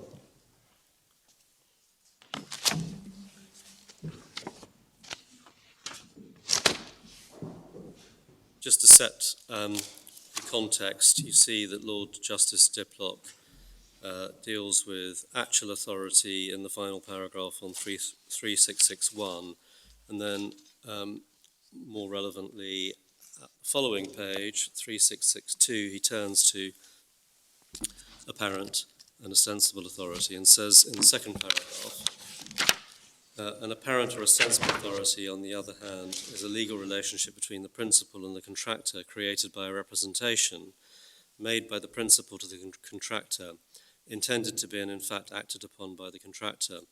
The agent has authority to enter on behalf of the principal into a contract of a kind within the scope of the apparent authority, so as to render the principal liable to perform any obligations imposed upon him by such contract. The relationship so created, the agent is a stranger. And then a couple of lines down, the representation, when acted upon by the contractor by entering into a contract with the agent, operates as an estoppel, preventing the principal from asserting that he is not bound by the contract. It is irrelevant whether the agent had actual authority to enter into the contract. And then if we go to page 3663, the next page, Lord Justice Diplot says, in applying the law, as I've endeavoured to summarise it, to the case where the principal is not a natural person but a fictitious person, namely a corporation, two further factors arising from the legal characteristics of a corporation have to be borne in mind. First is that the capacity of a corporation is limited by its constitution. That is, in the case of a company incorporated under the Companies Act, by its Memorandum and Articles of Association. The second is that a corporation cannot do any act, and that includes making a representation, except through its agent. And then the next paragraph, under the doctrine of ultra vires, the limitation of the capacity of a corporation by its constitution to do any acts is absolute. This affects the rules as to the apparent authority of an agent of a corporation in two ways. First, no representation can operate to stop the corporation from denying the authority of the agent to do on behalf of the corporation an act which the corporation is not permitted by its constitution to do itself. Secondly, since the conferring of actual authority upon an agent is itself an act of the corporation, the capacity to do which is regulated by its constitution, the corporation cannot be stopped from denying that it has conferred upon a particular agent authority to do acts which, by its constitution, it is incapable of delegating to that particular agent. To recognise that how much further are you wanting us to read? If your lordship could read, I'm no doubt you're getting tired of my voice. It's the top of the next page. Yes, certainly. Just the second line. Yep.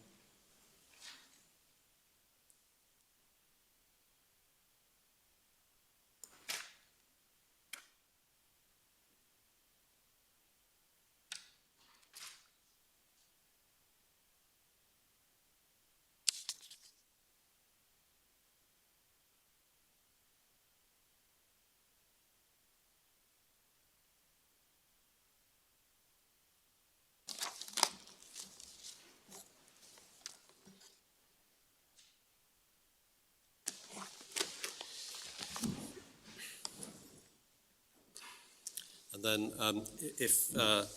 just finish off in the paragraph at the top of page 364, just to pick up the trite point, 6 lines up from the bottom of the paragraph, the contractor cannot rely upon the agent's own representation as to his actual authority, well-known principle. Yep.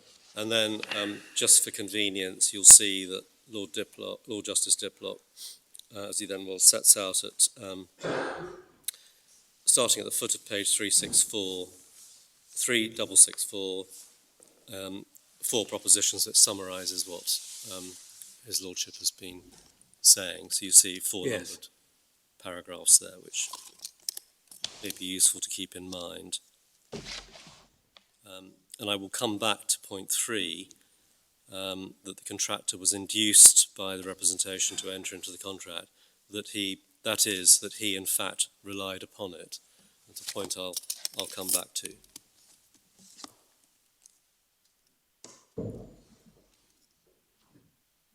So standing back from Freeman and Lockyer, as a minimum, one needs to locate a source of actual authority to make the representation creating the apparent or ostensible authority. It's common ground that questions of actual authority are governed by Ukrainian law. We would add this, that in evaluating the scope of any representation said to create ostensible authority, it is impossible, for the reasons given by Lord Justice Diplot, to avoid analysing the capacity of the principal, i.e. Ukraine, which cannot be done here without recourse to Ukrainian law.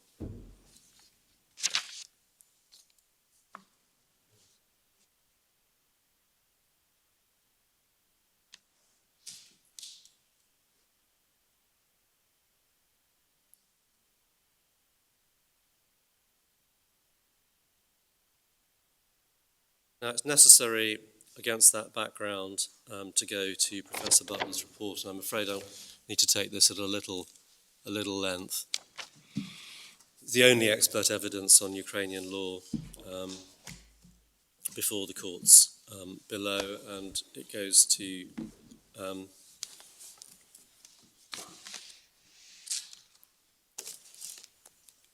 one needs to look at it to look at paragraph 122 of the Court of Appeal's judgment. Now, just to save in note writing, what I'm about to say, I've tried to set out in writing, so you've got a convenient reference point, which I can Thank you. hand up and around.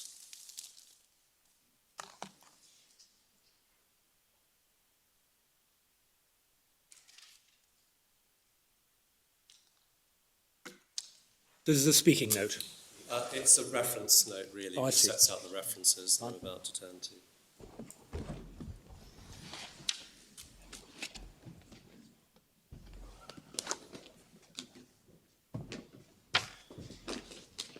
Just while that's being handed around, Professor Butler's report is in Appendix Part 2, Volume 1.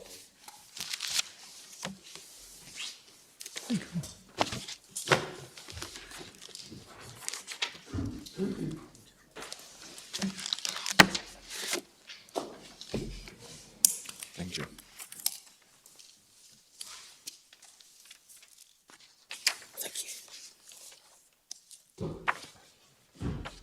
And his first report begins at MS 9141.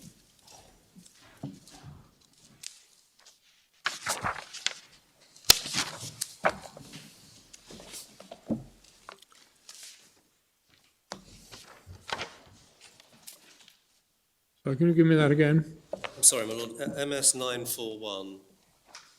9141 is where his report begins. And then if we go to the following page for the text,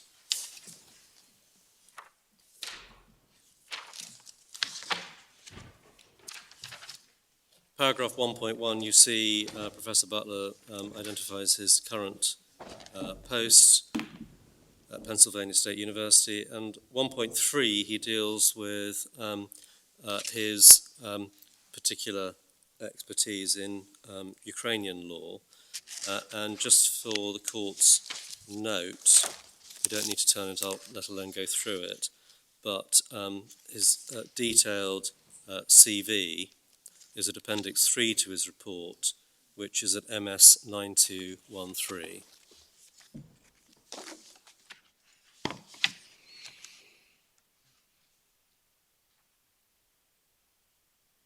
And on any view, Professor Butler is one of the foremost experts on not just the law of Ukraine, but the law of former CIS states, including Russia.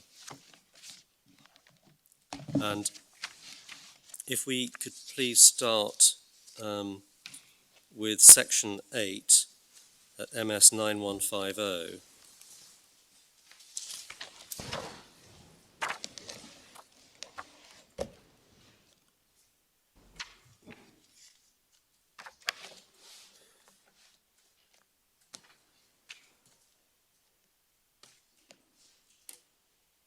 I'd invite the court in due course to look at the whole of this section in particular, but at Section 8, the Professor deals with his overview of the legal culture in Ukraine. And if we could pick it up at 9151,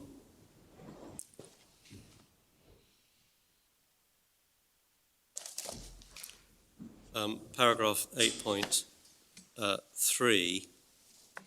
deals with the legal heritage of both Russia and Ukraine. I don't know how you prefer to do this. Would it be easier just to read paragraph 8.3, my lord, or shall I? Yes, I think it probably would.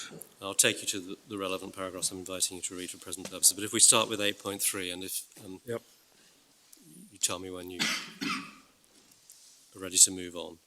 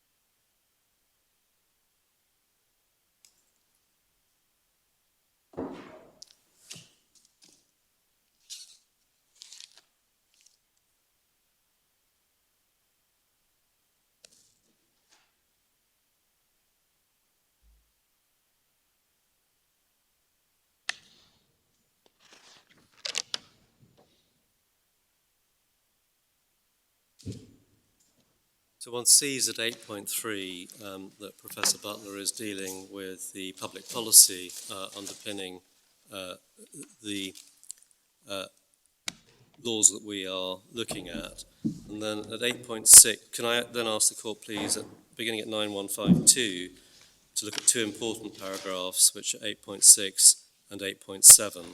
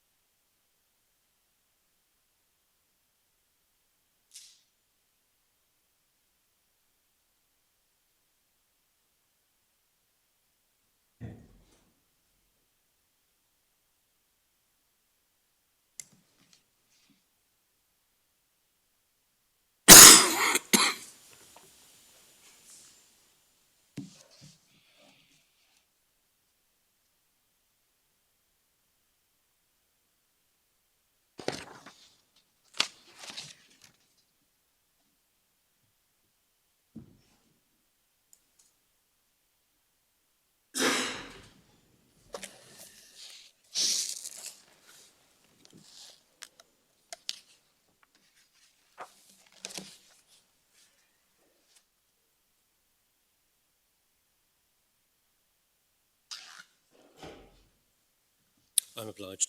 And then if we could see the summary of Professor Butler's conclusions beginning at 9145, MS 9145.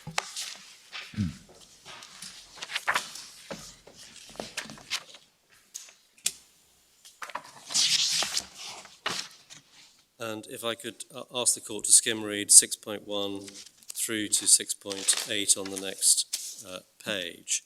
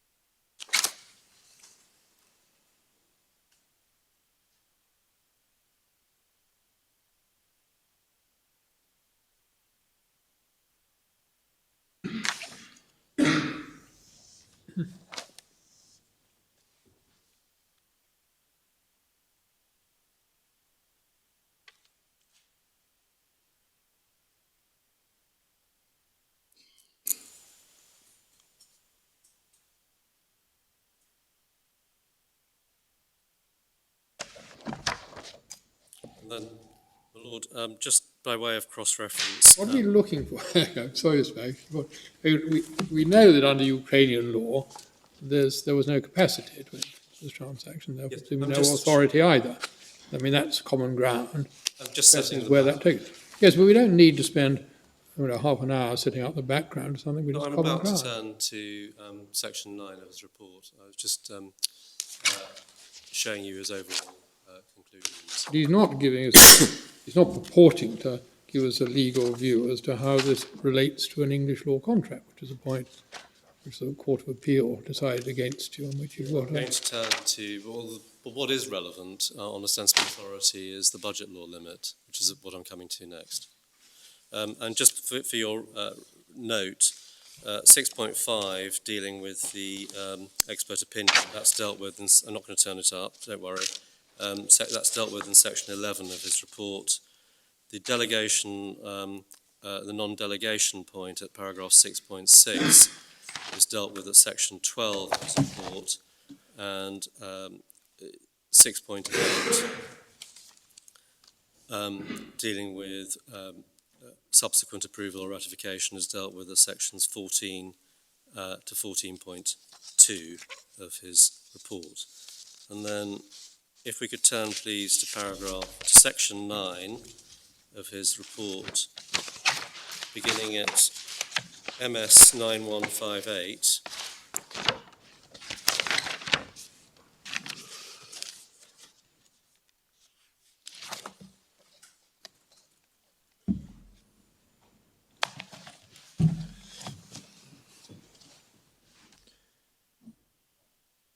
See, this section is headed Constitutional Limitations on Borrowing by Ukraine, and CZ sets out sources of Ukrainian budgetary law and the powers of the Supreme Rada, or the Governor Rada of the Parliament.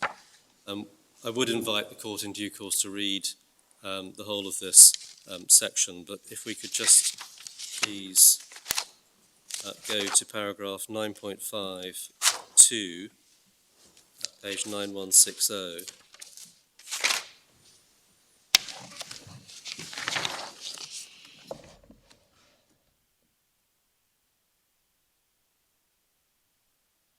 Perhaps the Court could just read 9.5.2 and 9.6.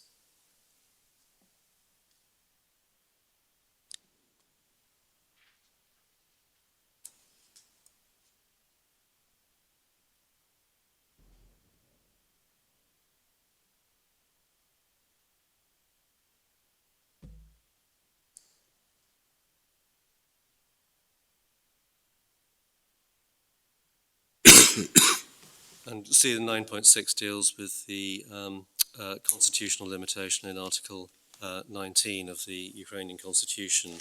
And then 9.8 is probably the most convenient place to look at Article 16 of the budget law, which the Court of Appeal refers to at paragraph 122. And you see that under Article 16.1, two-thirds of the way down, page 9161, the provision is that state borrowing shall be effectuated within the limits determined by the law on the state budget of Ukraine. Sorry, I haven't got that passage. I'm very sorry, 9161, Yes. and two-thirds of the way down, Article 16. 9.8. Right, thank you. In paragraph 9.8. That's the report. One, state borrowing shall be effectuated within the limits determined by the law on the state budget of Ukraine, and then an exception is set out, in compliance with the maximum volume of state debt at the end of the budget period, and then another limit set out. The exceptions, Professor Butler says, are not applicable in this case. I'm not going to turn to them, but the exceptions don't apply, he says, at paragraphs 10.13 to paragraph 10.17.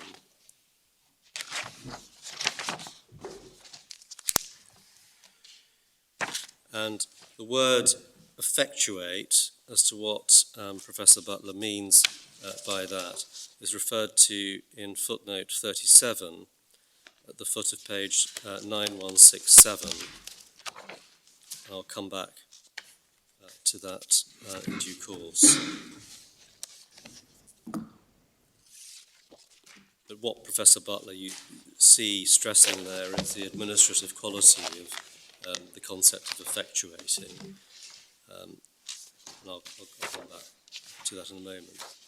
And then the following paragraph, the right to effectuate state, internal and foreign borrowing shall belong to the state in the person of the member of the Cabinet of Ministers of Ukraine responsible for the forming and the realisation of the state financial and budgetary policy, i.e. the Minister of Finance, on behalf of the Cabinet of Ministers of Ukraine. And then over the page, the Cabinet of Ministers shall determine the conditions for the effectuation of state borrowing including the type, currency, and interest rate of the state borrowing. If we go back then to 9161, the first paragraph of Article 16,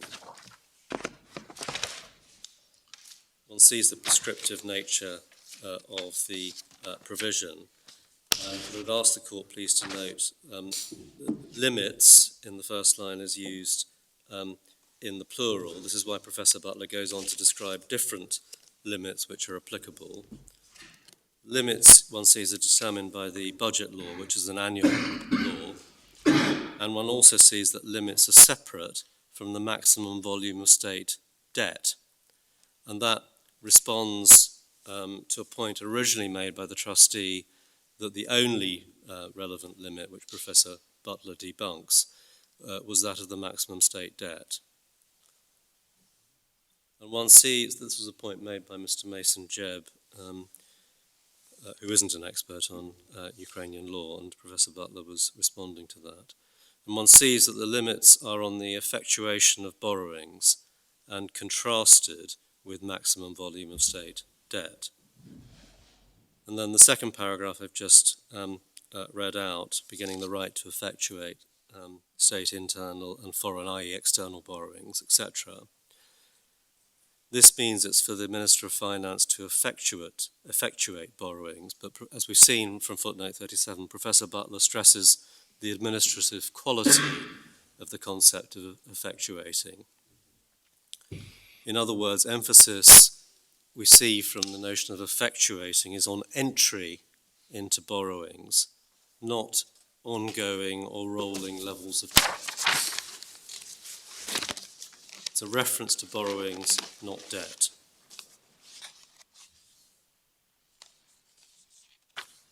And the passage at the top of 9162, one sees that it's for the CMU, the Cabinet, to determine the conditions, not the Minister.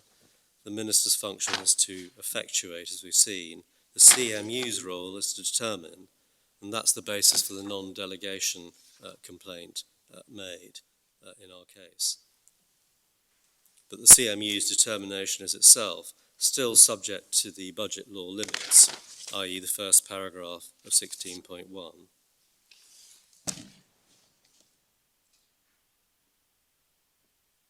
And if we go at page 9162 to paragraph 9.9,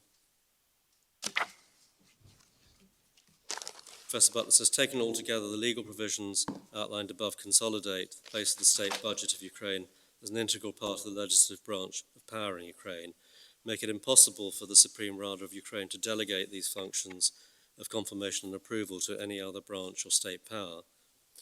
For example, if limits on the volume of external borrowings that Ukraine may undertake are imposed in the state budget law, it's only the Supreme Rada that can amend those limits. And then 9.10, deals with the position of the CMU. I don't think we need to spend further time on that, but that section deals with the constitutional position of the CMU. If we go to page 9164, paragraph 9.14,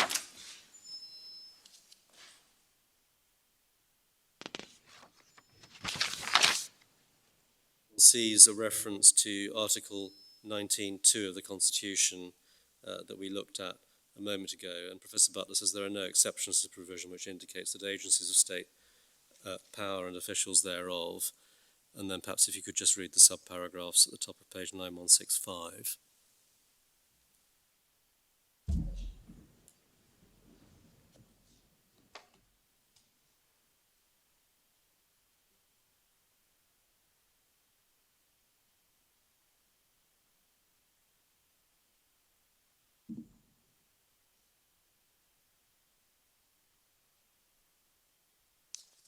And then, if the court is there, could I just finally, on this section, ask the court to read paragraph 9.19, and then we can move on to section 10.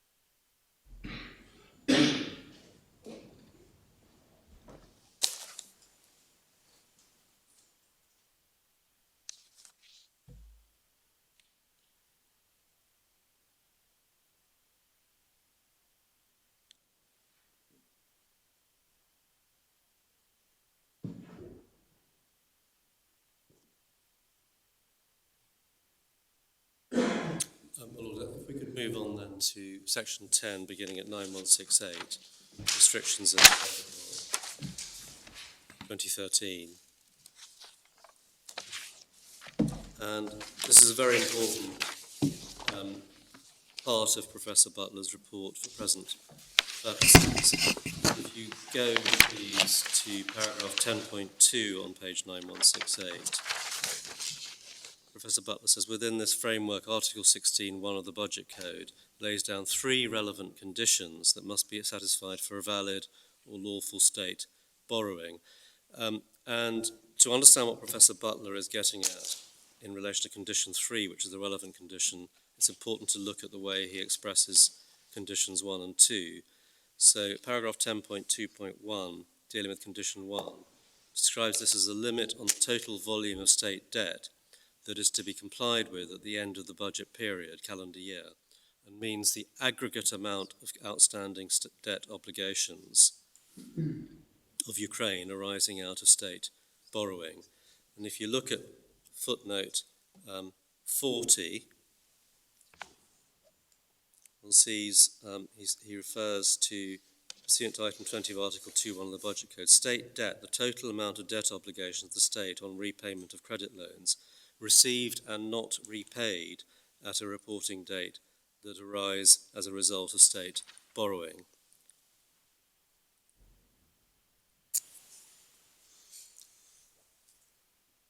So one sees that this is about debt.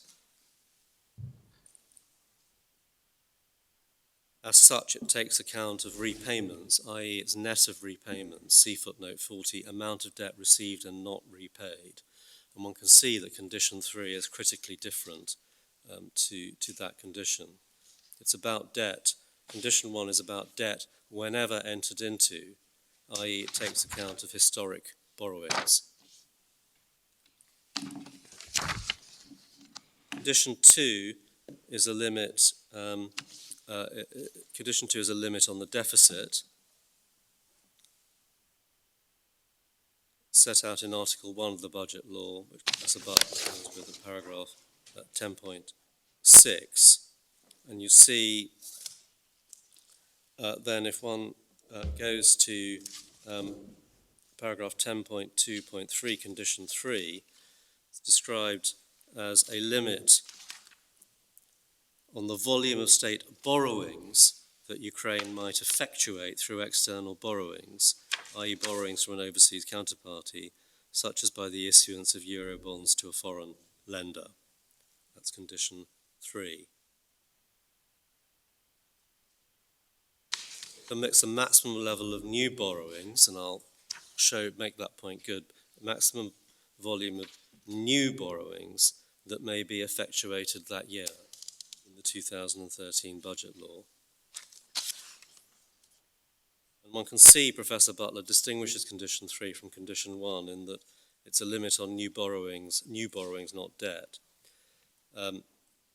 Limit on new borrowings effectuated during the budget year, see 10.9 I'll come to. Unlike condition 1, which specifically includes repayments, footnote 40, this does not. In fact, as we will come to look at, repayments are set out separately in Annex 2 from borrowings in the 2013 budget law.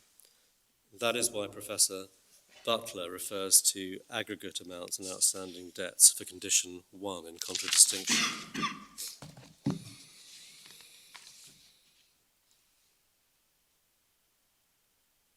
So it's condition 3 that matters.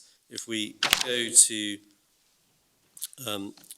it begins dealing with condition 3 at the foot of page 9169, condition 3, limit on external borrowings. And then at the top of page 9170, Professor Butler says Annex number 2 of the 2013 budget law sets out in detail how the maximum volume of the annual state budget deficit is to be financed and the limits there too. And various constituent elements he describes. And just for the court's note, Annex number 2 of the relevant budget law is dealt with, is at Appendix Part 2, Volume 3, page 1126, MS 9734. And I'll come back to look at that. And then at 10.9, one can see that when he's talking about external state borrowings, 10.9, one can see very clearly that Professor Butler is talking about the limits on new external state borrowings.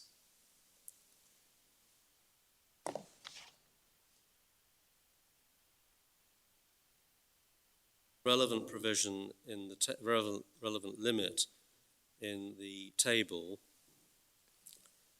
below is line item, the last item, under the heading in the item third from the bottom, borrowings, but it's the line item 401200, external borrowings from the general fund, which is set at some 36 billion hryvnia, UAH.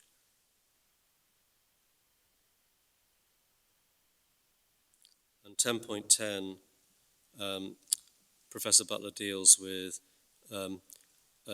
amended limits to those amounts, but for reasons we'll come to, he says that those amendments were ineffective to change the limits set out in the table at paragraph 10.9.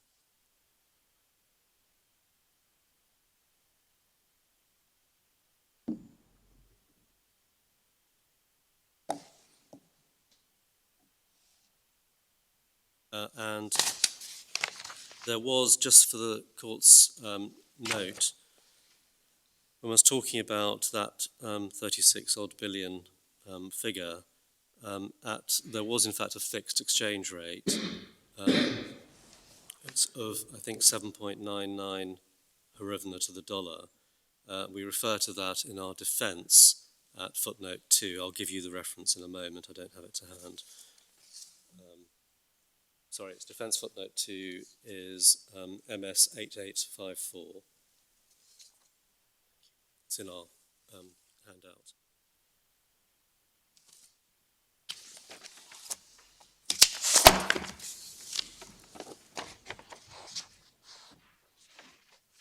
Just to, if we keep that open, I'll come back to that report in a second. I said a moment ago that repayments are addressed separately. For that purpose, if we could please look at the table in the 2013 budget law, which is in Appendix Part 2, Volume 3.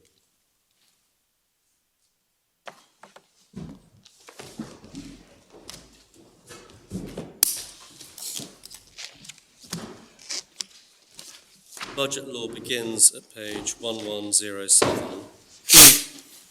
Sorry, I didn't get that. 1107. Sorry, page 9715 is the MS number.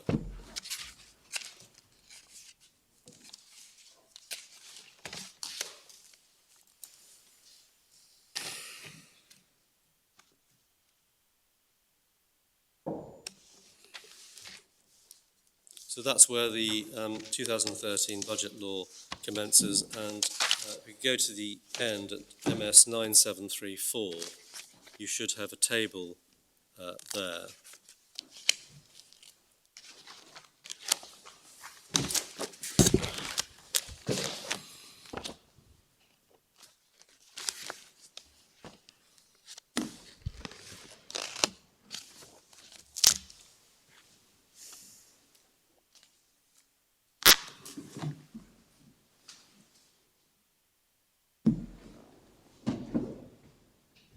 And you see the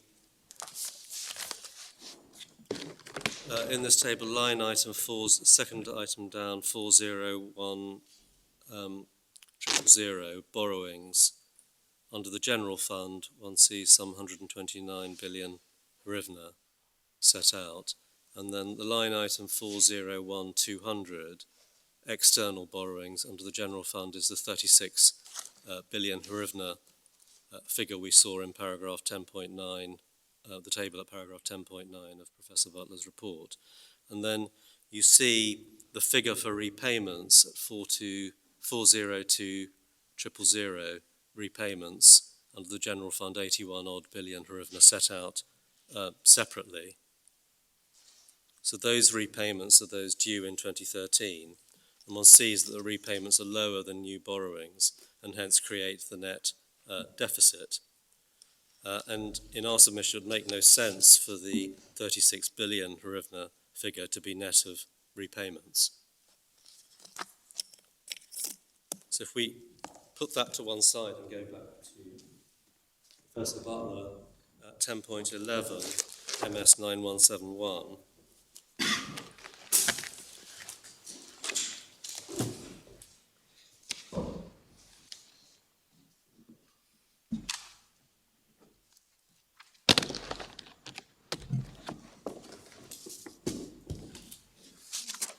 now, 10.11 at 9171, it's important to contextualise that Professor Butler was dealing here with the trustee's case advanced by Mr. Mason Jebb, that condition 3 was not a limit at all.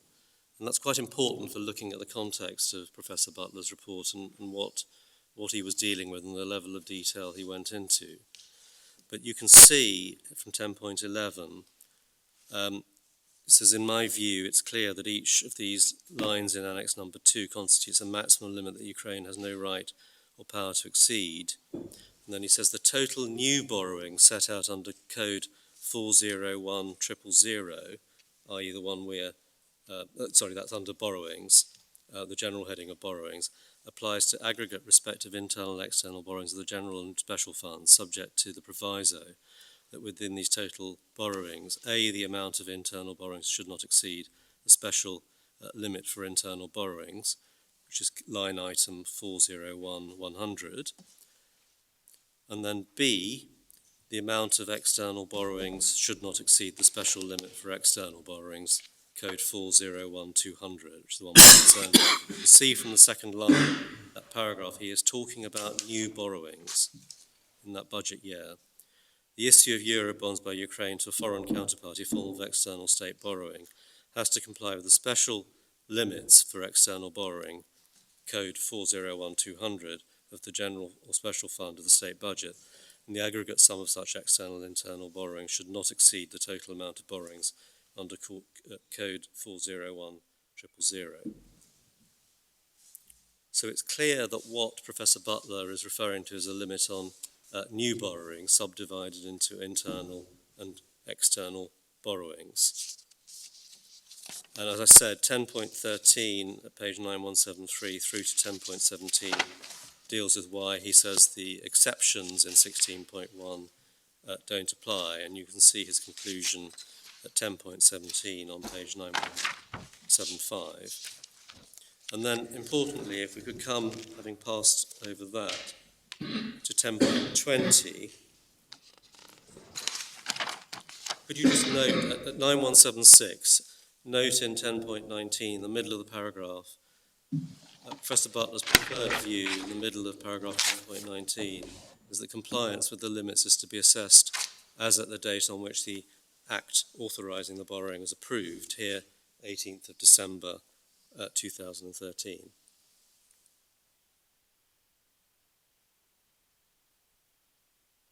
And then paragraph 10.20, beginning at the foot of page 9176, although they don't cite it, this is the paragraph the Court of Appeal, they don't mention the number, this is the paragraph the Court of Appeal relied on as to, in terms of its deduction as to the actual amount.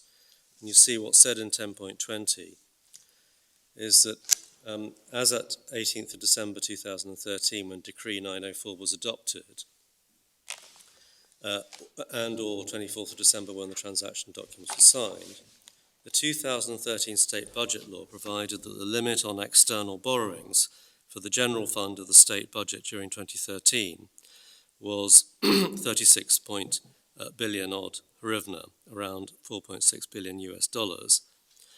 I'm instructed that the actual amount of state external borrowings as of 18th December, when Decree 904 was adopted, and also on those other dates, was 23.9 odd billion hryvnia, around 3 billion US dollars. Can I just pause there and say that the figure of around US dollars, 3 billion US dollars is unduly qualified, since the 23 billion hryvnia figure is in fact exactly 3 billion dollars at the official exchange rate. And I gave you the reference to the pleading where we set out the official exchange rate, which does in our submission show that this figure is most unlikely to be a figure net of repayments. It's a very precise figure. Exactly $3 billion.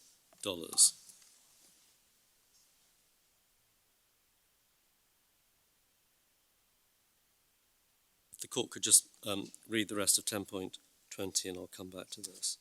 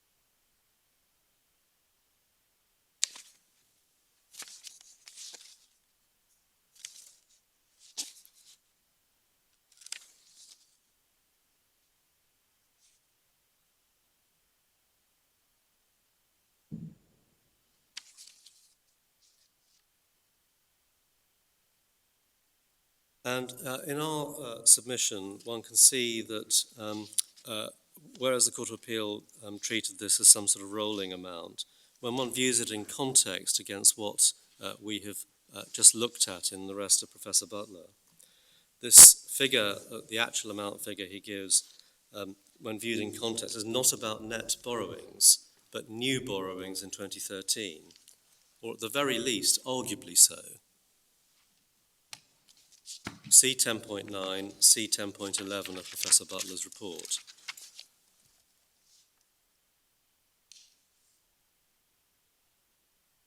We say, in our respectful submission, the Court of Appeal misconstrued the nature of the limit on external borrowings. Can you just remind me where the Court of Appeal... It's paragraph 122, Madam. 122, thank you.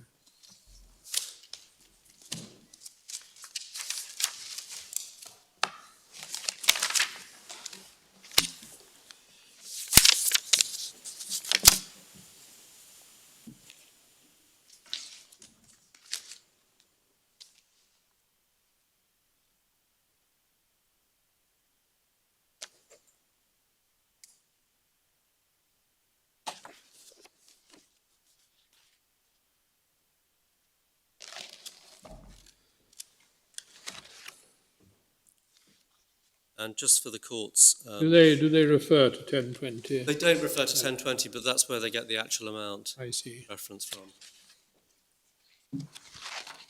You say that's just wrong. They say it's wrong, or at least arguably misconstrues the effect of the Ukrainian legislation.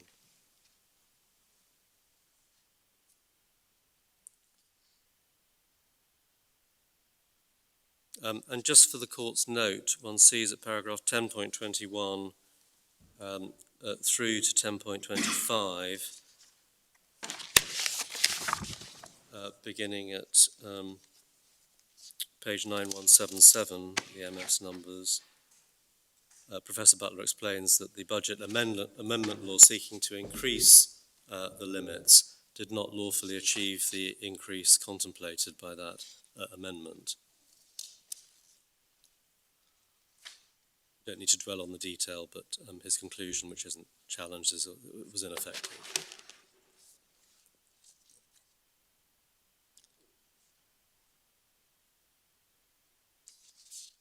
And then just before the adjournment, could I ask the court, so we can finish Butler 1, could I ask the court to go to page 9199, so we don't need to come back to this. See it, paragraph 14.1. 14.1, Professor Butler says, no such thing in Ukrainian public law, subsequent approval of earlier transactions as may exist in Ukrainian civil and corporate law. And then 14.2, I'd invite the court to read both of these paragraphs, but you'll see at 14.2, towards the bottom of paragraph 14.2, that he says, 5 lines from the end, I'd also note that none of the purported acts purport to be an act by the Supreme Rada, which is the only body that could amend the budget law and the borrowing limits set therein, and even then, only prospectively. Not. After the entry into the bond transaction, it could not retrospectively approve them, or approve new limits permitting them.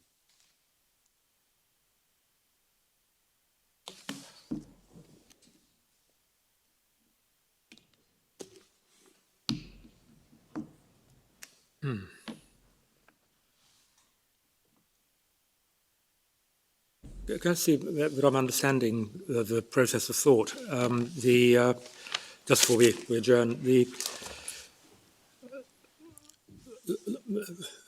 parties to the relevant agreement were Ukraine and Lord Debenture Trust, and the agreement contained various representations being made to Lord Debenture Trust to the effect that everything was perfectly lawful under Ukrainian law.